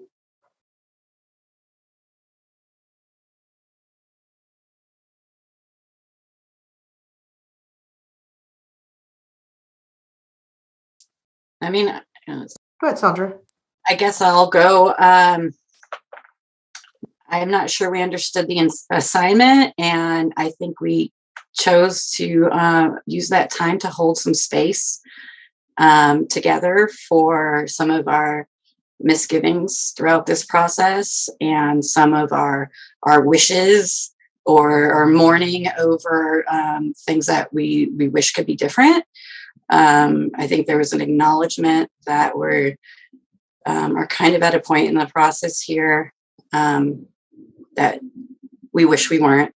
And I guess that's kind of it. If any of my other group members would like to chime in, I please invite you to do so. Thank you, Sandra. I mean, I feel like we had a similar conversation. Just feeling a lot of feelings that there's just not, there are too many competing priorities to make this feel like it's an authentic way to serve the kids in the very best way. Like, we know that there's a desire to serve the kids, but we also know that there are priorities that seem more focused on people's wishes independently versus a collective. And so, you know, there's some challenges with DLI, being centered, seemingly centered in a priority. And I think that that's one of the challenges that really resonated in our space. And so we did not come to a consensus. I want to be clear about that. Mm-hmm. And it doesn't seem like there was a hope to move to the consensus of moving forward, right? Like, I think even with caveats, there's some really strong opinions and feelings about the process and it not being as equitable in some ways as people would have liked in our group. And if I'm misrepresenting, please correct me. Ellie and Josh, you guys let me know. Yeah, thank you, Adriel. Anyone else?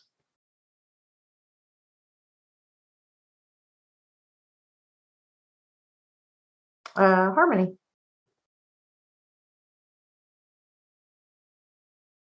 Yeah, I'd just like to echo the other comments. We talked a lot about the process and how discouraged we are and how split the community, this coalition is. And just the feeling that the process hasn't really worked to find a way that the non-negotiables have changed multiple times, that it's been a very reactive process because communities have had such short times to react to different components. And I think there's a sense that on these big choices and decisions, especially on program placement, that we're kind of stuck.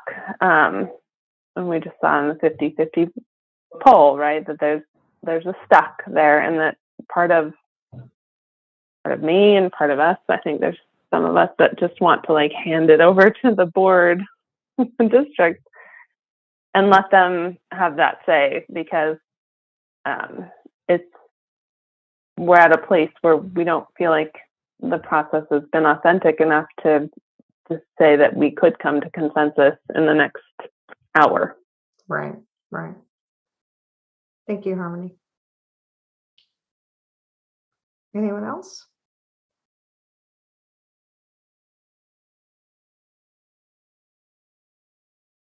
Andy.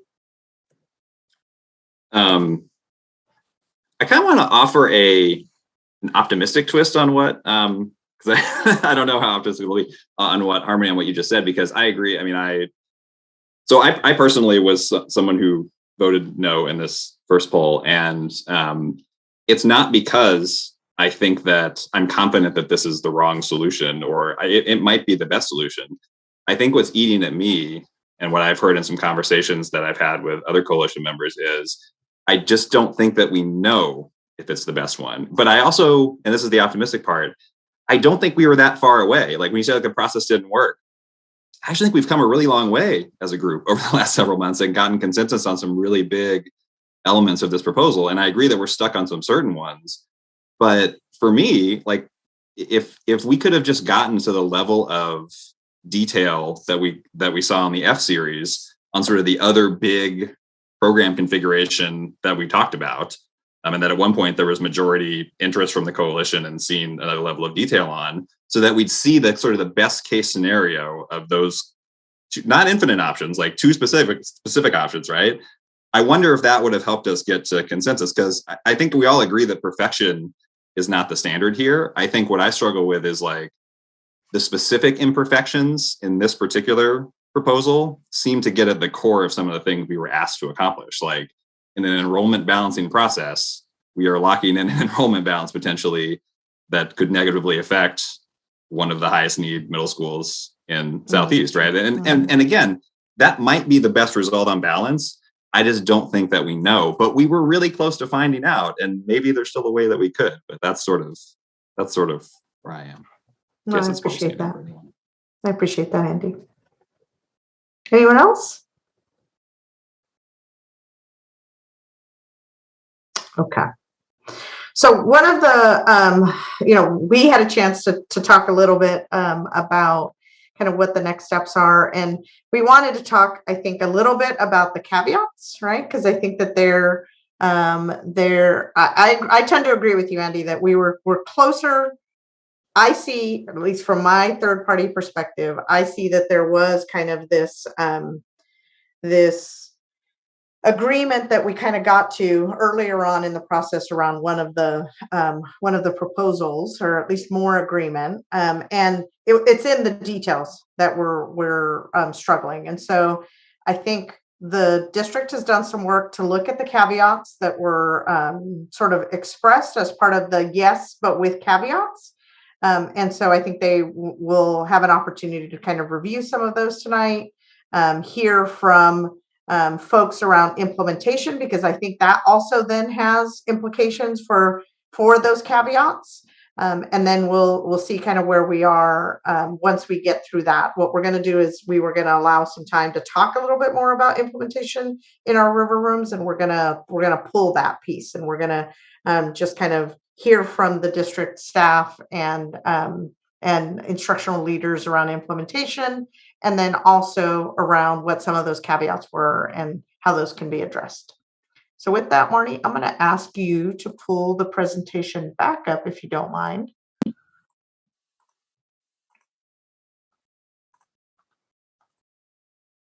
And I'm going to turn it over to you, Judy. Okay. Well, what we did is we assembled folks from different departments who have information that might be helpful to you as you're thinking through like what these future schools could look like. Now, what I want to say in advance of that, and maybe Claire, I don't know if you want to punctuate this, but this specific issue, one of the most important caveats that people had had to do with assuring levels of programming and staffing at schools during transition. Particularly if Harrison Park doesn't achieve the target number that you're seeing right away, would they still be able to offer an equivalent program? As like a student who's at Kellogg, would they have better opportunities than a student at Harrison Park solely because they had more enrollment? And board members explicitly called that out on Tuesday night, stating that they thought that they could make a formal statement to support schools during the transition.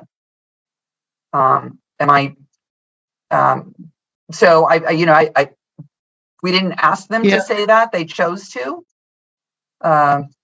Yes, and I think it's also important, Judy, for the Southeast Guiding Coalition to make that a part of their write-up and their recommendation.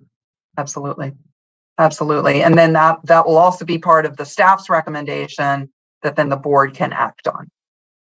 And then, as I said, we invited some guests tonight, so I really do want you to have a chance to hear very briefly from them. I know we're running long, but they have waited patiently to give you their thoughts around the places for alignment on opportunity between the programs that they manage and how those programs sit in Southeast now and what might be as we move forward with implementation of change. So I think I'd like to start, and Misha Plotsky, who you all know and is often with us, could not be here tonight. So she sent in these paragraphs, and Margaret Calvert, do you want to jump in? And is there anything in this that you want to highlight about how middle school redesign and working particularly with Harrison Park and Lane might be different, or things people should know about it? Judy, I'm sorry, did you say that Misha sent in some paragraphs? Yes. It should, next slide, please. There we go. There it is.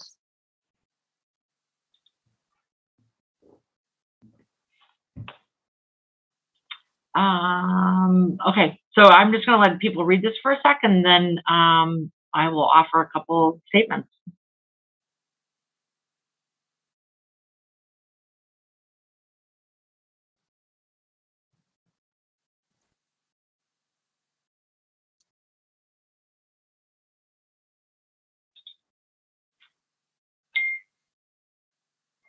So I think what will happen in the ensuing, so part of what we experience in these processes is that they flow from one to the next. And part of what was the impetus for some of the Southeast Guiding Coalition is also the same impetus for the notion around middle school redesign. So what we're looking at as we move forward is similar to what we've talked about a little bit about the high school piece, is that there's going to be some implementation staging for these particular schools as we go through the middle school redesign process. So with that in mind, that there will be some work about what does that look like programmatically, instructionally, et cetera, and building school culture as we also make the transition. So if you can think about the spaces where these two processes will inform each other, with the focus of having very strong, robust programmatic experiences across the middle grades in the Southeast. So I think the timeline, thank you, for the design process for middle school. So at these I'll align if you give me a second, I'll pull up some dates, and so just to show you where the alignment is. But as we go through, Judy, if you can speak to sort of what the grade level changes would be over the next 3 years, moving forward with any proposal that comes out of this. Yep. I'll align that with sort of the middle school redesign. I'll pull that up as you do that. Great. We're going to get there in just a minute, and then you'll, as I'm showing those pieces, please do come back and talk about how the redesign experience is fitting in. Thank you, Margaret. I'd like to introduce you all to Katrina Edwards, who works in our early education department. They've been monitoring closely, and if we could get the next slide, and Katrina's going to talk a little bit about opportunities for expanding early education. Yes, really exciting news coming to the Southeast Corner, which is that we've applied to be a pilot site for Preschool for All. And in that application, Lent was our #1 priority location to add 2 pre-K classrooms, one of which is a DLI Spanish classroom. And our second priority location was at Marysville, adding 2 pre-K classrooms there as well. Those would be in addition, those are a combination of working to blend and braid our funding streams so that those are both Preschool Promise, the state funded grant, and Preschool for All, the county program that is now starting this fall with a few pilot sites. So we have not received our allocation yet, so we can't We don't know how many seats we will have, but we anticipate finding that out in the next couple of weeks.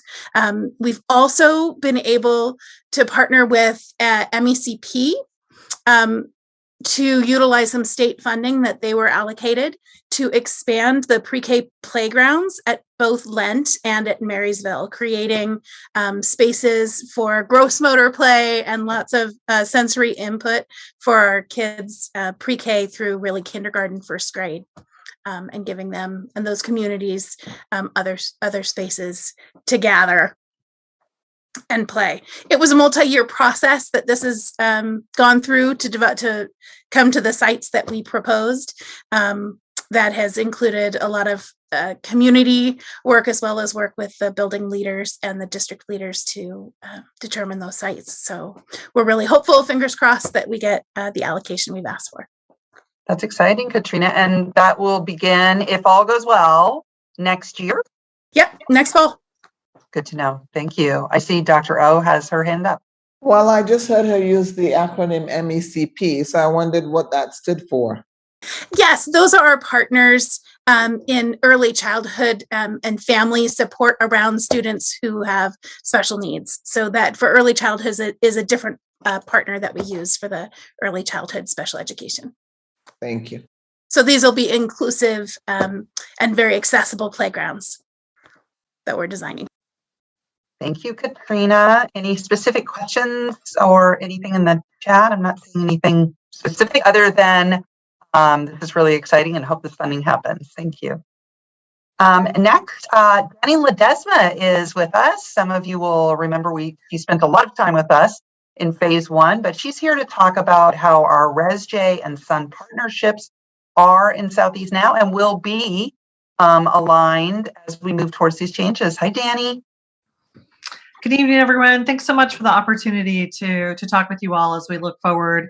I just wanted to quickly go through a couple of things. You'll notice that there's some links in here. I'm really excited about some of the work that we've been doing with school communities and with culturally specific organizations, partnerships with Multnomah County and our Sun providers to really bolster and frame out one aspect of our work in racial equity and social justice, which has been around these deep partnerships with culturally specific partners. In the summer of 2019, imagine back to then, we did a huge overhaul of our work with partners and have a framework that which we sort of make investments based on. And this framework basically culls all of the research about education and services and about particularly what has been proven to be successful for students of color. And we've invested in five different strategies across specific grade bands. And so you'll notice that I have them listed here where we have everything from culturally specific family engagement, which has been proven that parents who are not only sort of aware of what's happening in school, but really engaged and part of the school community have a very causal impact on their students' experience in school, and students tend to do better the more that parents are engaged and empowered. Everything from that to wraparound services that we provide at high school level. And then you'll notice in alignment with some of the work around the middle school redesign, really tried to think about how to create more robust offerings and services for middle school students, that pre-adolescent, adolescent phase in life where identities are being formed, where students are trying on different things and really starting to explore and hopefully develop some agency around their education. So we have 3 strategies there around mentoring and leadership development, positive cultural identity development, and enrichment and extended learning. All of these are implemented through fantastic partners. We have over 20 partners, but not all of them work in Southeast. I've had them all here, including POIC. Shout out to Adriel. So we really have a great set of partnerships. One of the things I want to tell you about is our partners not only do incredible work, but they are also engaged in deep continuous improvement exercises with a superintendent, the leadership team, and principals. Once a quarter, we get together and we review the data that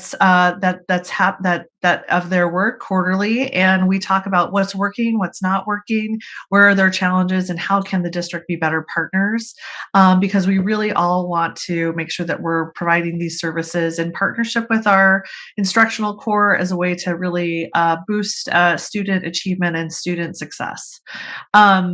The other partnerships that you're also really familiar with are our Sun service providers.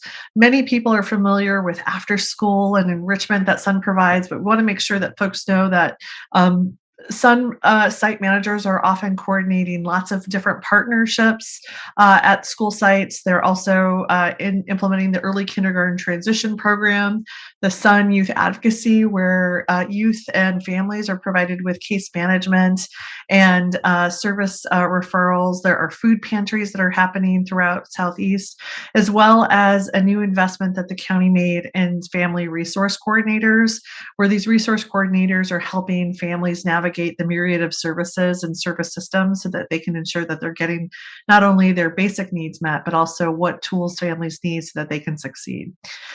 So I think as a result of the work with the Southeast Guiding Coalition in phase one, we worked really closely with Kellogg in its opening, and knowing the demographics of students, we partnered with 5 different culturally specific organizations to provide services at Kellogg.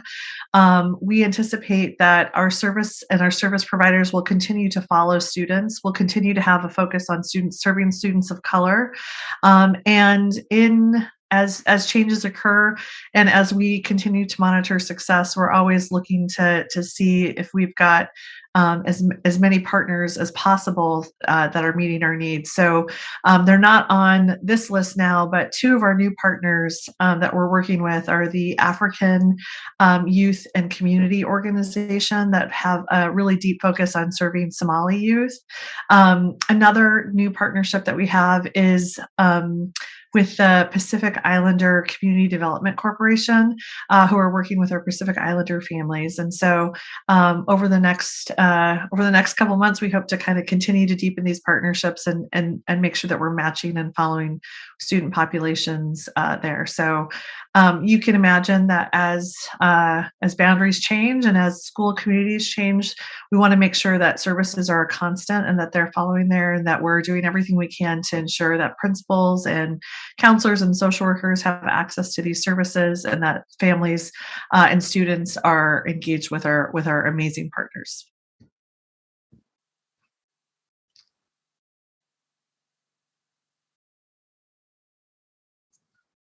Thank you for that update. That's really exciting that you have new partners coming on board as well.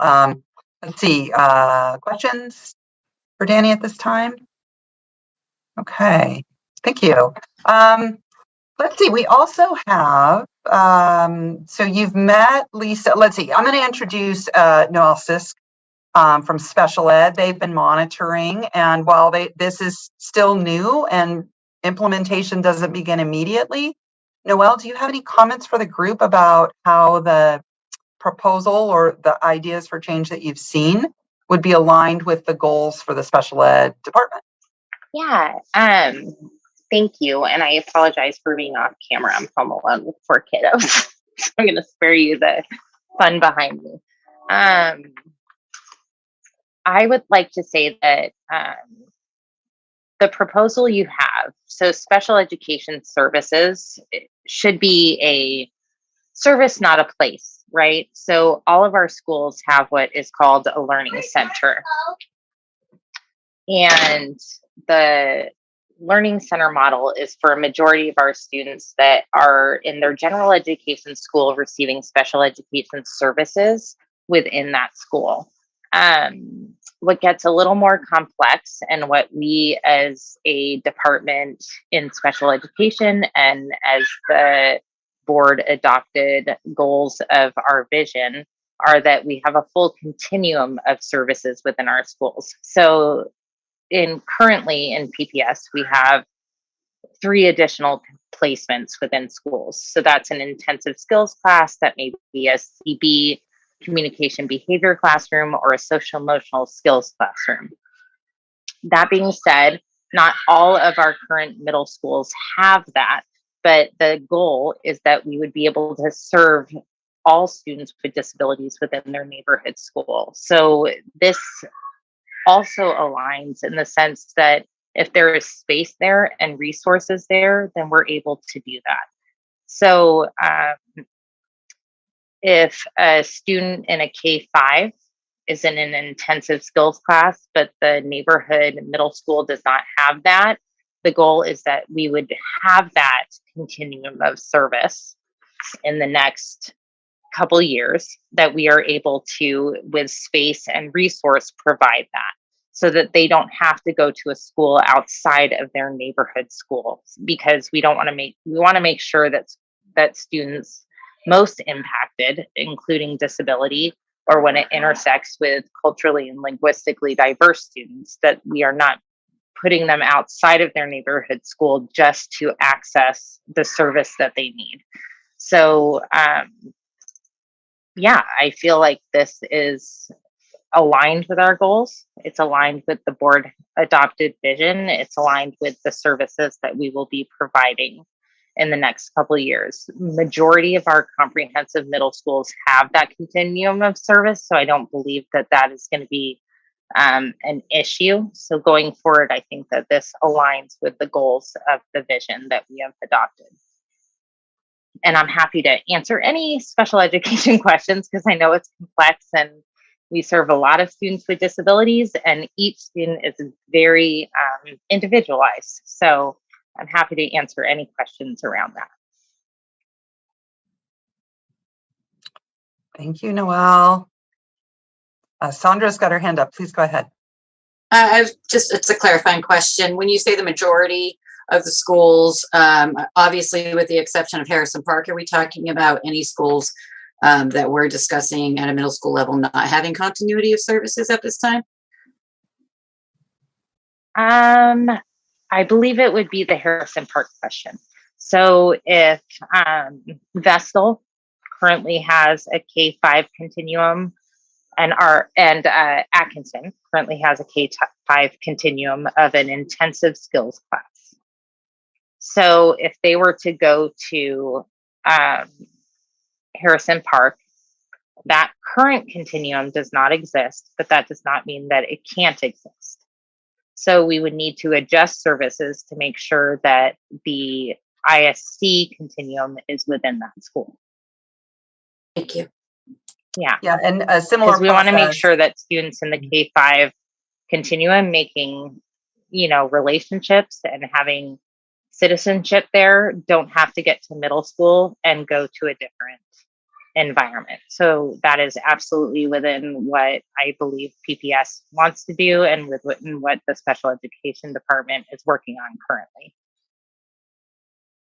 Thank you, Noelle. And a similar process with the planning for Kellogg last year to come online as a middle school and to take in students who were moving with their moving up from the feeder schools. Exactly. Great. Which currently has a full continuum at Kellogg. Yeah. So our goal is to make sure that all of our comprehensive middle schools have that same program. Great. Thank you. I hope that this is helpful, folks. And I've certainly received lots of questions over the last few weeks about these kinds of things. And we hope this helps your thinking. We also have Lisa Wheeler here. You've met her. She's our transportation specialist. Lisa, what are you seeing in the boundaries and feeder changes and some of the transportation opportunities? And Marnie, maybe this is a good time to pull. Is this a good time to pull the slide back up, Judy, or still keep it off? In just a moment. Okay. Yeah. Well, well, first of all, I'm just so happy to be here with you guys because, collaboration and early planning really is what helps transportation succeed. We do spend an awful long time planning each year for the next year. And so just being here really helps us to mitigate any kind of service issues that we could have. Our transportation guidelines are still going to stand. So any K-5 school student who lives outside of a mile will be provided transportation, and that does include that area north of Powell for anybody who's going to Marysville or Arleta. So transportation would be provided from that area. And the guidelines still stand for DLI as well. I've heard a lot of questions about Harrison Park and Woodstock, Chinese immersion going to Harrison Park. And basically when we add stops for DLI, it's based on recommendations from the program and for students who are native language speakers.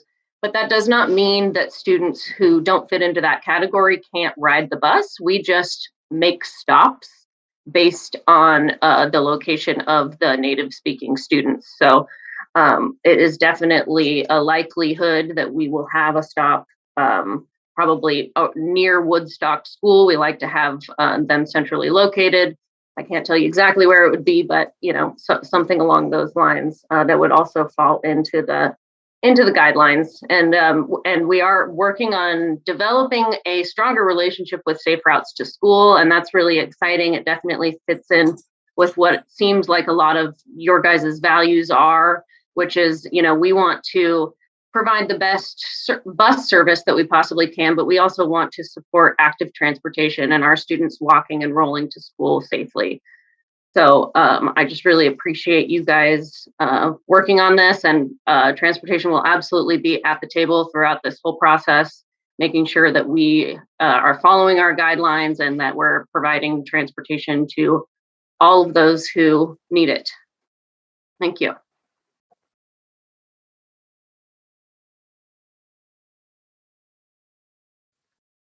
Okay.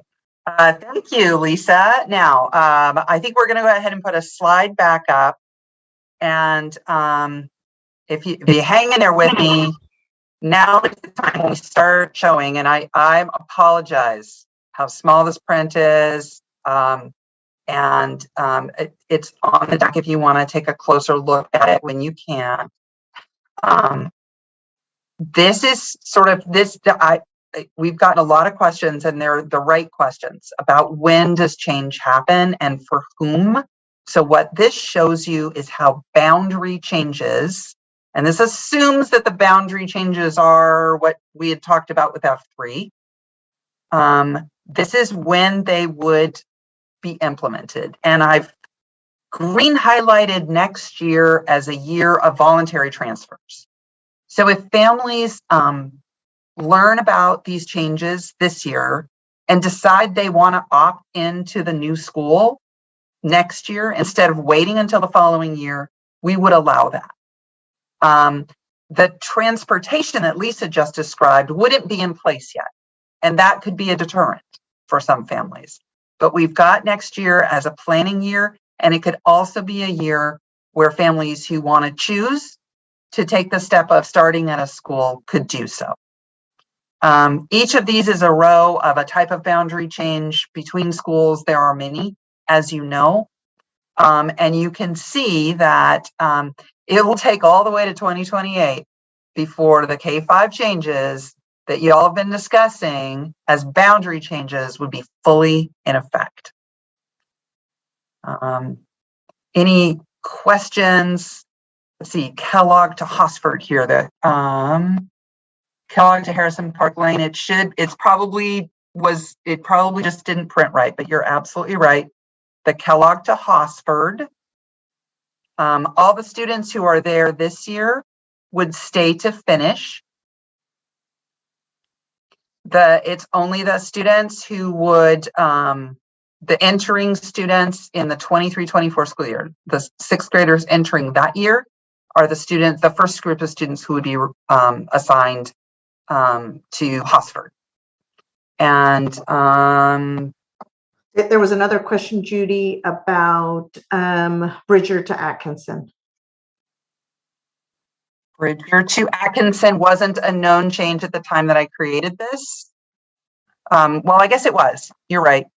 The list should say at Arleta, Atkinson, Marysville.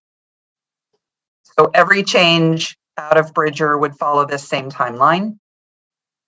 Students would have the right to enroll next year at Bridger. And with creative science coming the following year, parents who aren't sure that they want to remain for that could also opt in to the new boundary school next year. The following year, incoming kindergartners would be assigned to the new boundary school. I apologize for missing some of the details in trying to get this chart to fit on this page. And then one more comment. I don't know if you saw that, but assuming since creative science isn't in here, that Bridger families couldn't opt out. So I have a whole slide about program changes, and that's next. This is just boundaries, okay? So let's go to the next slide. Okay. So here are the program changes. And when the instructional leaders that I work with and I go to for advice and guidance around these issues, pretty much all recommend that program changes be made all at one time, so that you're not stretching out specialized programmatic staff between multiple campuses and creating small island populations of only maybe like one grade of kids. You wouldn't be able to have siblings together eventually. And those kids and those teachers have no peers in the building. So they strongly recommend that we find a way to move as many kids all together at once. And so you can see that I've created options, because we love options, for some of the programs. But starting at the top, we would say there are some things that we just believe have to be done all at once. In order for Harrison Park to be fully realized as a middle school in 2023, all of the K-5 grades need to move to Clark that year, at the end of next year. And that means that all of the creative science grades need to move to Bridger that next year. And I'm going to talk for a minute about Bridger and Lent in a minute. But then that also means that the Bridger Spanish Immersion DLI program all needs to go to Lent starting in the 23-24 school year. People could voluntarily start there instead of starting next year at Bridger. They could start at Lent, but the ones who are at Bridger all need to go that year. So what happens next is we need to figure out which of the Lent students who wouldn't be in the DLI program would stay at Lent or all move to Marysville. As we said, all moving makes the strongest programmatic opportunity, but you can see that I've got a couple of lines there for how we could implement it more slowly. The slowest route, meaning that those would be really isolated experiences for years for a very small group of kids, and we would argue against doing that. Similarly, with our middle school immersion programs, the Mount Tabor Spanish immersion and the Hosford Chinese immersion. Doing it all at once would have all of those students moving in the 23-24 school year. That means kids that are in 6th grade this year in the program would be 7th grade in those programs next year, and then would move to the new school for 8th grade. And given that we've got a high school system design coming up, and there may be adjustments to high school that would take effect in the 24 school year, we actually think it would make, if we could staff for it, if the schools could staff for it, it would also make sense to just start 23-24 with grades 6 and 7. That means that kids who are at Mount Tabor Middle School Spanish Immersion in 6th grade this year, or Hosford Chinese Immersion in 6th grade this year, could stay and finish. And the boundary change would impact kids who enter next year, and they would have the option of starting at the new school next year instead of the currently assigned school. So that's a lot of details. I've got one more. If I could get the next slide. Really high level, I will let you know that we have started planning sessions to go into details and to then plan engagement, specifically for Lent families whose students are not in immersion. I just am describing here in words for you what the intent is, to make it as clear as we can we've got different sets of numbers based on the flow model, which models like what it would look like if everything changed overnight. But we know that everything is not going to change overnight, and we have to merge groups before we create the whole new system. So the plan for Lent over time is that we will have 3 strands of Spanish immersion per grade level. But at that first time of merger, when we look at the numbers between Bridger and Lent, it may not actually be 3 strands at the beginning. It'll reflect the kids that merge together in that 23-24 school year. We believe that about half of the future students will come from Lent, both as native Spanish speakers and as neighborhood children who opt in at kindergarten or even at first grade. Beyond that, students who opt in who do not have Spanish in their educational background would be assigned to Marysville for their education, and working with transportation to make sure that that's a smooth and that they have the best transportation opportunities we can provide. Similarly, the intent for the Bridger Creative Science School. 2 strands per grade level, grades K through 8. That is the intent. When they merge together starting in 23-24, there may be 3 strands at some grades. And we know that the building is small and that we'd like to get away from using the modulars. If we can, we would prioritize Bridger neighborhood students who might be going in the lottery for creative science already to make it, just to get that started. In the future, we expect about half of the students coming from the Bridger neighborhood and about half through lottery, and that the school would maintain its current size of 400 to 450 students. So I think that answers that last question. I'm not sure that I see all the questions above. Moving all amounts into Calicut want to create crowding issues while Creston students are still there before they have phased out. More crowded than the school has been this year, I'm not sure. It's an additional about 75 students. So it could be more full in 23-24 when there's still 2 grades of Creston, and there's 3 grades of Spanish immersion that have come in. That's another reason maybe to delay the implementation a little bit so that it syncs up better, if we can staff for it. Did I miss any questions?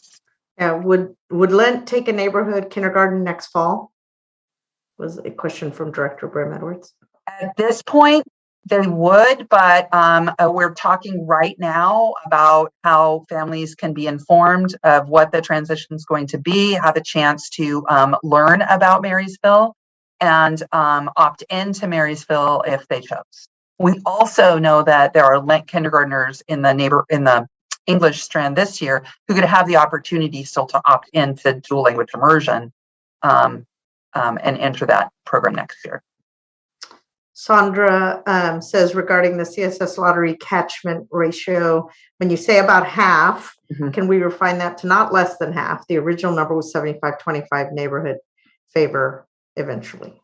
I think we've pretty much been at this 225 neighborhood, 225 non-neighborhood K8.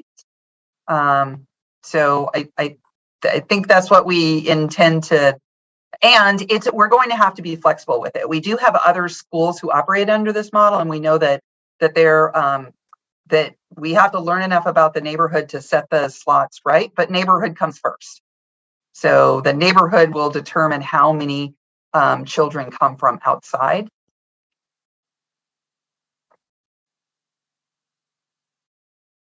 Yeah, I think the follow-up to that, right, is just some concern about, can you make up the difference if you aren't getting that 50% that you're talking about?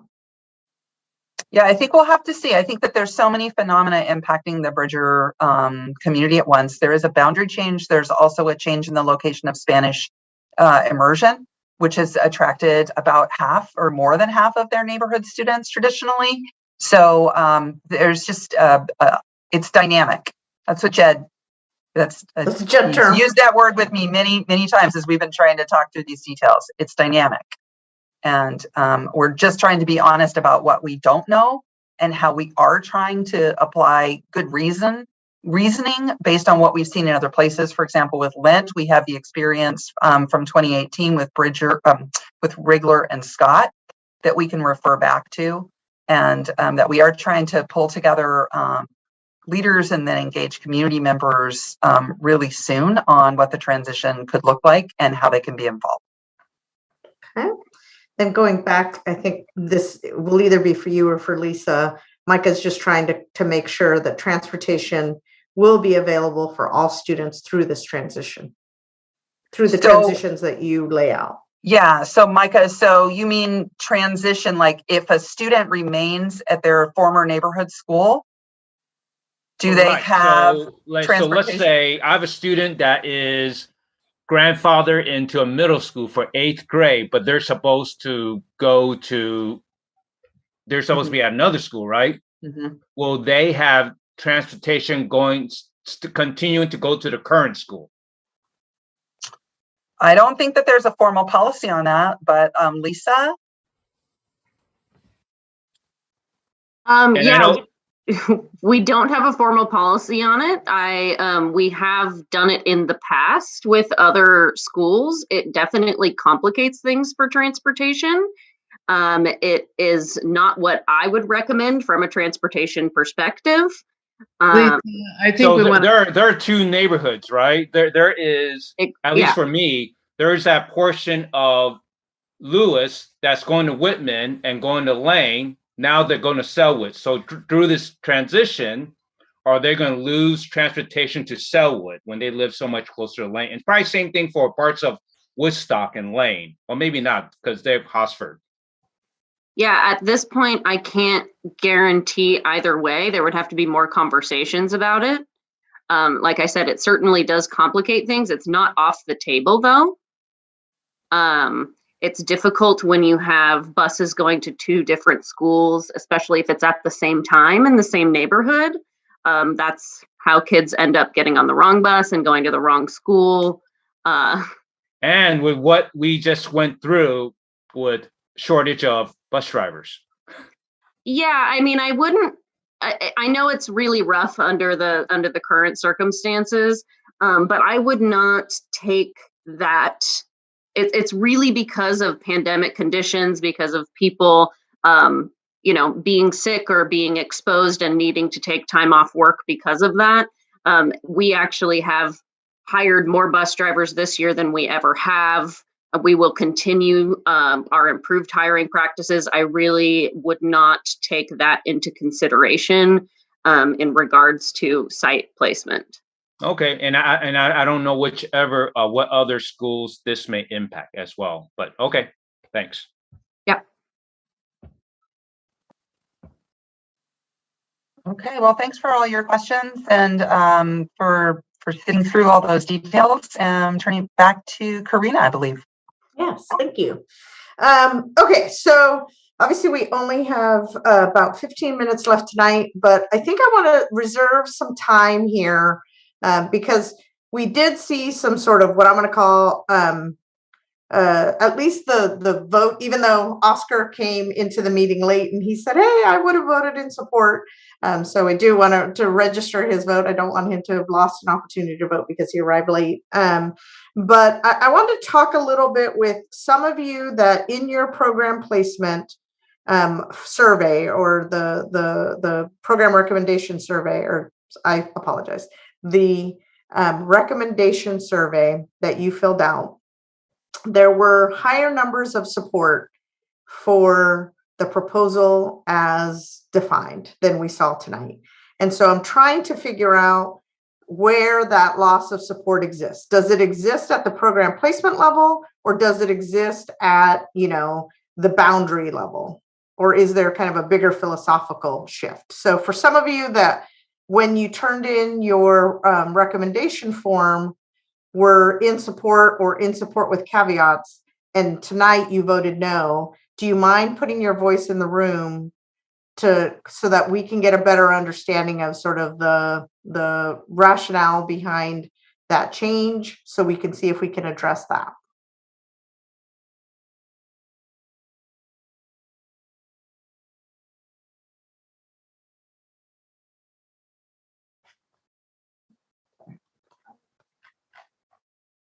just raise your hand.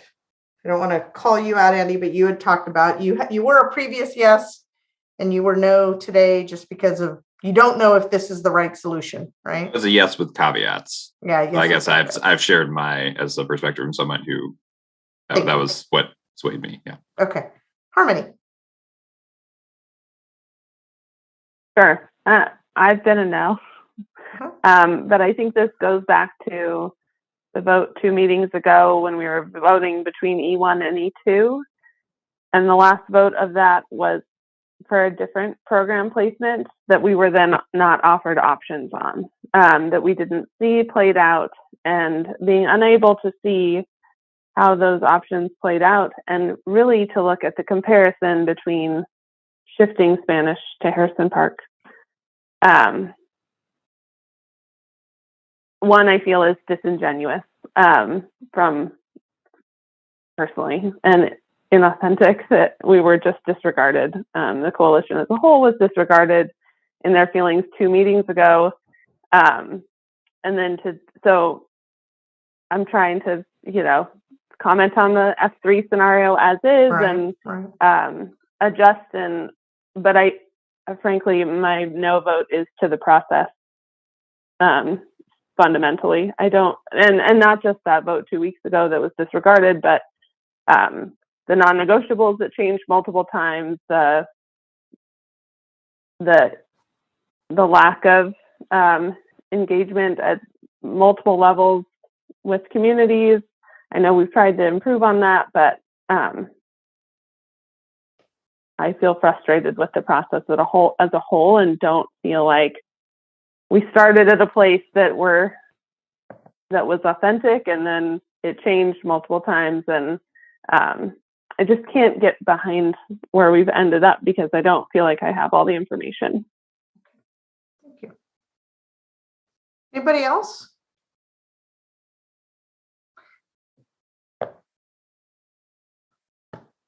Anyone that was supporting the program or the proposal with caveats or straight yes that changed their vote tonight and wants to talk about sort of why that is or what concerns they still have, trying to see if we can't figure out a way to get us to more approval of a plan, one way or the other, a plan.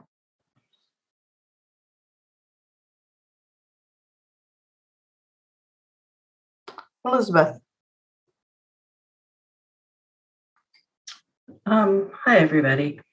I'm really just gonna support what Harmony said. I think I was originally really Spanish at Kellogg made a lot of sense. Then when we kind of took that straw poll, that was kind of a third, and then it felt like we suddenly were moving forward with the F series, and I wasn't quite sure how we resolved those thirds into a single option, and that I can't articulate the why of that, so I can't support it.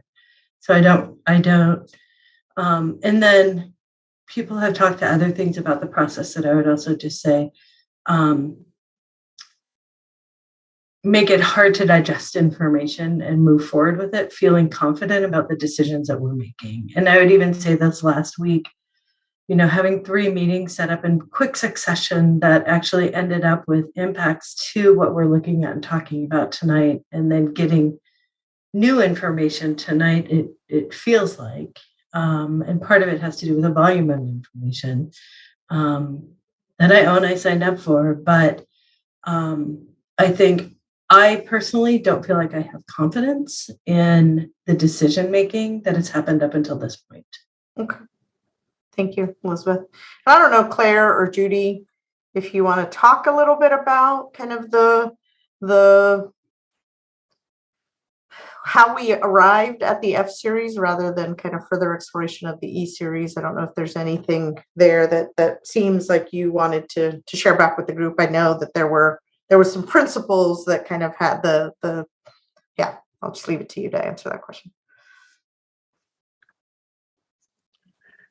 I will say one thing about it. When we were looking at E1 and E2, and we heard a concern that one of the challenges with E1 was that Kellogg was too large.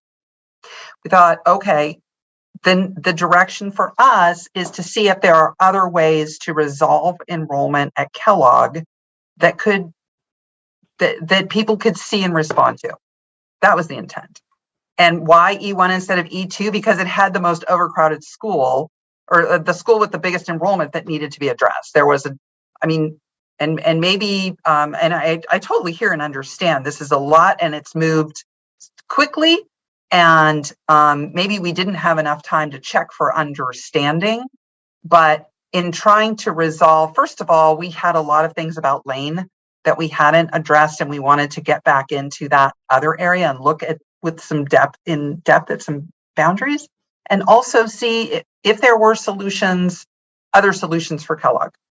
And that was why we brought back to you what we did, not because necessarily it was the only way. And our resources were limited in what we could turn around in these, really rapid timeframes as well. Thank you. Anything you want to add, Claire? So I feel listening to the coalition tonight that you're just not ready. Right now, we actually have a majority of 17 to 15. Certainly, we would like that to be a stronger vote than it is. And I also heard earlier some comments from coalition members about giving this back to the district to finalize. And so I'm weighing that in my mind right now. I don't want to make a quick decision either at this moment. What I think might be helpful tonight is if it would give the coalition more opportunity to talk, continue to ask questions, continue to probe on boundaries. That do we offer one more session on next Thursday night to finalize?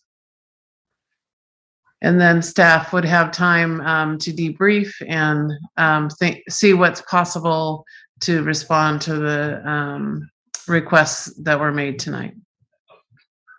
So, Claire, the question in the chat relative to that is, would it include a refinement of E2 for comparison or consideration? So what I have to do is I have to connect with the team to see if that's even possible to do in that time frame. I don't know the answer to that, so I can't offer that right now. But what I do need to know is if people, I kind of would like to see a poll of members that would be able to attend the meeting next Thursday evening to allow for more conversation. Nathan, I think she's asking you to put a poll up. And I think the question is twofold. One is, are you available? And two, do you think it will help you in making a different decision? Right? I think do you want to have an additional meeting to further this discussion before it gets to the district? Do you want to? Can we add an option that's like, yes, if there's going to be something substantively different to consider? Because I feel like what I'm hearing from people who've commented is we're kind of spinning our wheels on this current proposal. And if that's the only substantive thing we're going to see, I think the discussion we've had to date is probably as good as it gets. And we just figure out the best way to proceed with the slim majority. If there's going to be something substantively different, maybe it's worth discussing. I think everyone agrees. Earlier this evening, there were concerns that people didn't have an opportunity to bring some boundary items forward. So I just wanted to make sure that we haven't cut off that discussion. But I believe, Judy, you said earlier that could be submitted to the writing team. Is that what, if someone has another concern, or that it would not be possible at this point? I think you're talking about small boundary adjustments. So I want to, and that might be separate from, I think what people are asking for is, can we go back and look at E2 where Spanish immersion and Lent become feeders to Harrison Park, and add in some of these other boundary adjustments we've been looking at that affect Lane and other schools, and see if it's a package that people find more palatable than the package that's in front of them now. Is that what people are hoping to do? I'm seeing nods. And if that is the case, then you're just going back to see, I mean, you're still debating. You're not refining necessarily, you're still debating. And you could come up with ideas in that and be like, well, I would like E2 even better if it had this and this and this. And then it becomes a question of, are we past, I mean, is that feasible and still work within the board's time frame? Okay.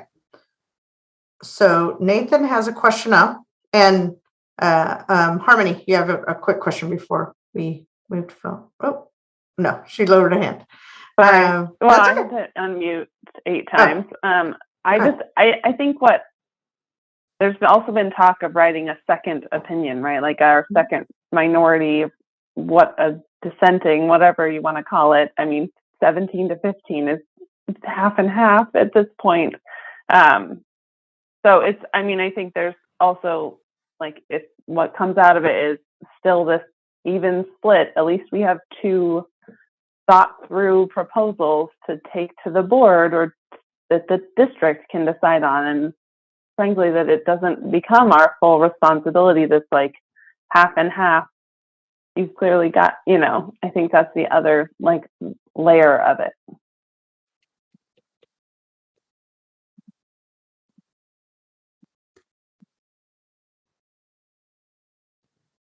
All right, Sandra. Sandra's bringing up a good question.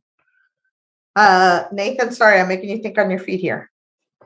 But can we put the vote up again since people have been in their breakout rooms? So can we at least do that? Nope, sorry, stop. Nathan, this is a different vote. This is the vote on the, Just a moment, Karina. Okay. I have confirmation that we can have E2 meets F3 if is possible for next week. Okay, so okay. It so won't. I can't guarantee that there'll be many days to review before it's received, but we will certainly get it to you as soon as it's done. Okay. We could get it, but we want to have the vote. Make sure that this is what the whole Southeast Guiding Coalition wants, or at least a majority wants, and then so that we could review the other proposal, and then. So we just want to know from you as a Southeast Guiding Coalition, do you want to continue, do you want to end with the 17-15 vote tonight, or do you want to continue next week bringing forward the E2 proposal with the F3 boundary adjustments, and also giving a last, a moment. I heard one member earlier say that I want to make sure that her boundary adjustment that she didn't have an opportunity to bring forward, if she has one, is able to come forward as well. So will we have a meeting next week or not, is the question. Okay, so that is the poll we want to put up, Nate, then.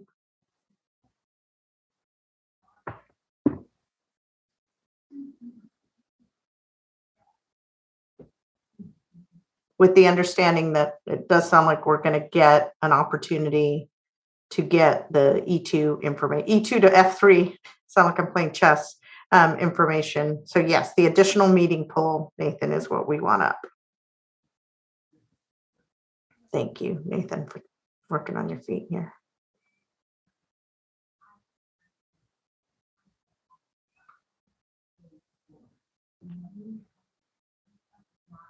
Getting there, y'all.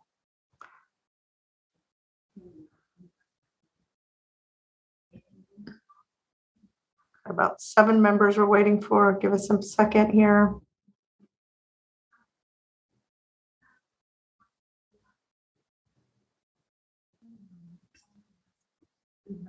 One more minute.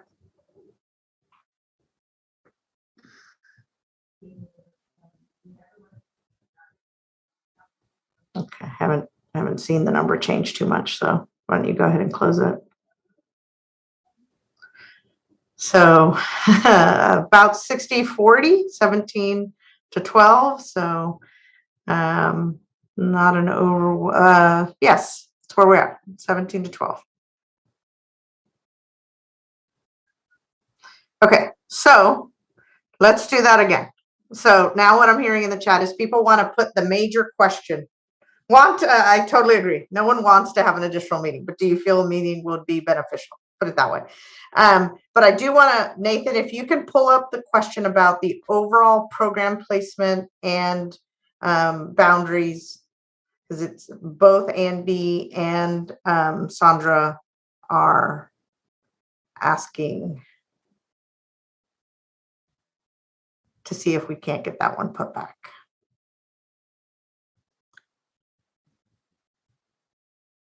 Nope, not this one. Here, I will tell you. It is this one, the support the proposed. Okay, so if you'll clear that and then put that out as a new poll.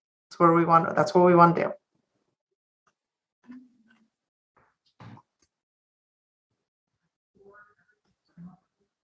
So, Karina, yes, Beth.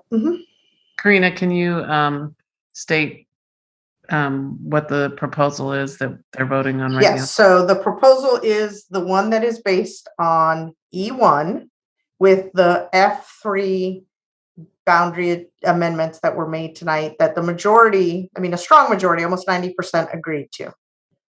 So that is what you would be voting for in terms of the proposed program placement and boundary recommendations. And to answer your question, Beth, I do believe that because there are folks wanting to kind of create this minority opinion or dissenting opinion, if Flow can create the material for the E2 modeling, that could still be available regardless of whether there is a meeting or not. Okay.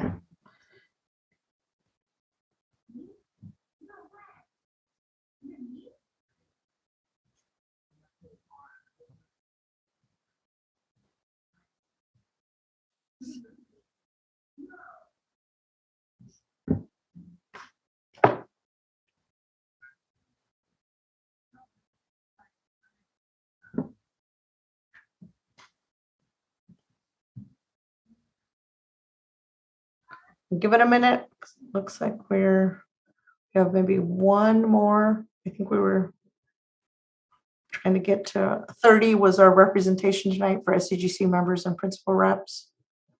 I think he's already got the results up there, though. Oh, he does. Well, we've got 29, so that's who voted. So we lost some votes, but we gained some as well. So the percentage went up slightly. Okay.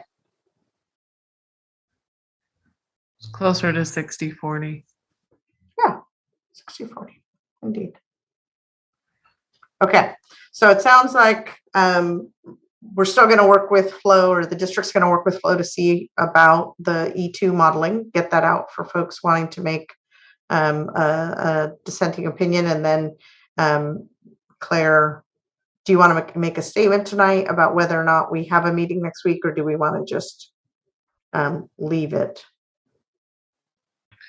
I think it would be wise. What I'm seeing is, if I'm remembering the voting correctly, we had 60-40 for another meeting, and we had 60-40 also for the current E1 proposal E1 turning into F3. Correct? Yes. I mean, using those numbers, I'm not sure an additional meeting is going to help you much. But that's just my opinion. Yeah. I would like to be able to debrief with my team, and I will make a decision, and we'll send out a notice tomorrow to let you know what we're going to do based on very similar votes in terms of 60-40, 60-40. It's not showing me a clear path, and I value collaboration with my team before I announce what we're going to do for next week or not. That. Thank you. All right, everyone. Well, thank you. I'm going to, because we're at 9:06, Dr. O, I'm just going to go ahead and close this out. I want to thank you all for being here tonight. I know this is messy. This is sausage making at its best. And I also want to acknowledge that, you know, the difficulty that we're having coming to consensus or decision is not a failure of the SCGC, right? Y'all have done your due diligence. You have worked hard. You have tried to put everything that the board put in front of you. So please don't take where we are now or anything that's been said tonight as a failure of the work that you all have done. You all have done really hard work in some trying circumstances with some difficulties. So I just appreciate you. I know I can speak on behalf of the district, at least in terms of this, that they appreciate your efforts as well. And like I said, like Claire said, you will hear from her or the team tomorrow at the latest about what the next steps are. Dr. O? Well, I just want to echo what Karina said. I do want to thank all of you for your commitment tonight. As you know, this has been a very, very challenging process because of all the complexities that were involved right from the very beginning. So we truly do appreciate your stick-to-itness and your support of the process. And like Claire said, we'll make a decision and then you'll know how we intend to move forward.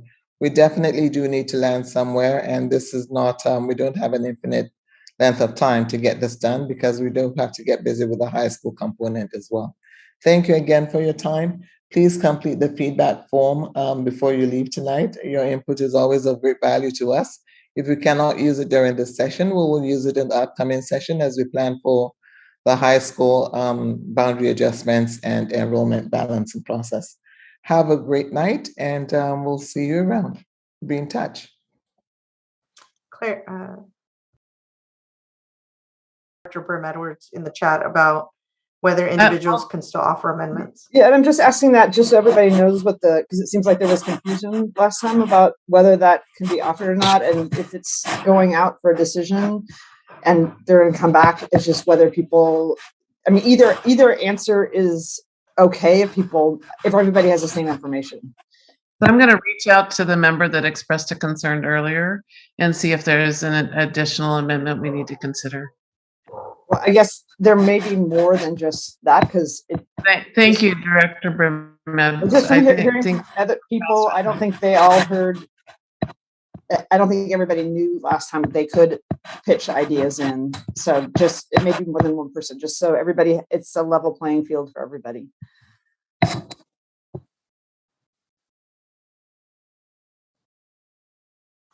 Thank you all for coming this evening.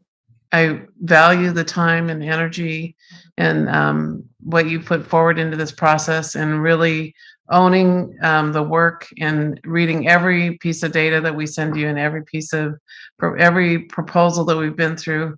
You've done phenomenal work. So thank you for that. And we'll get back to you tomorrow. Wow.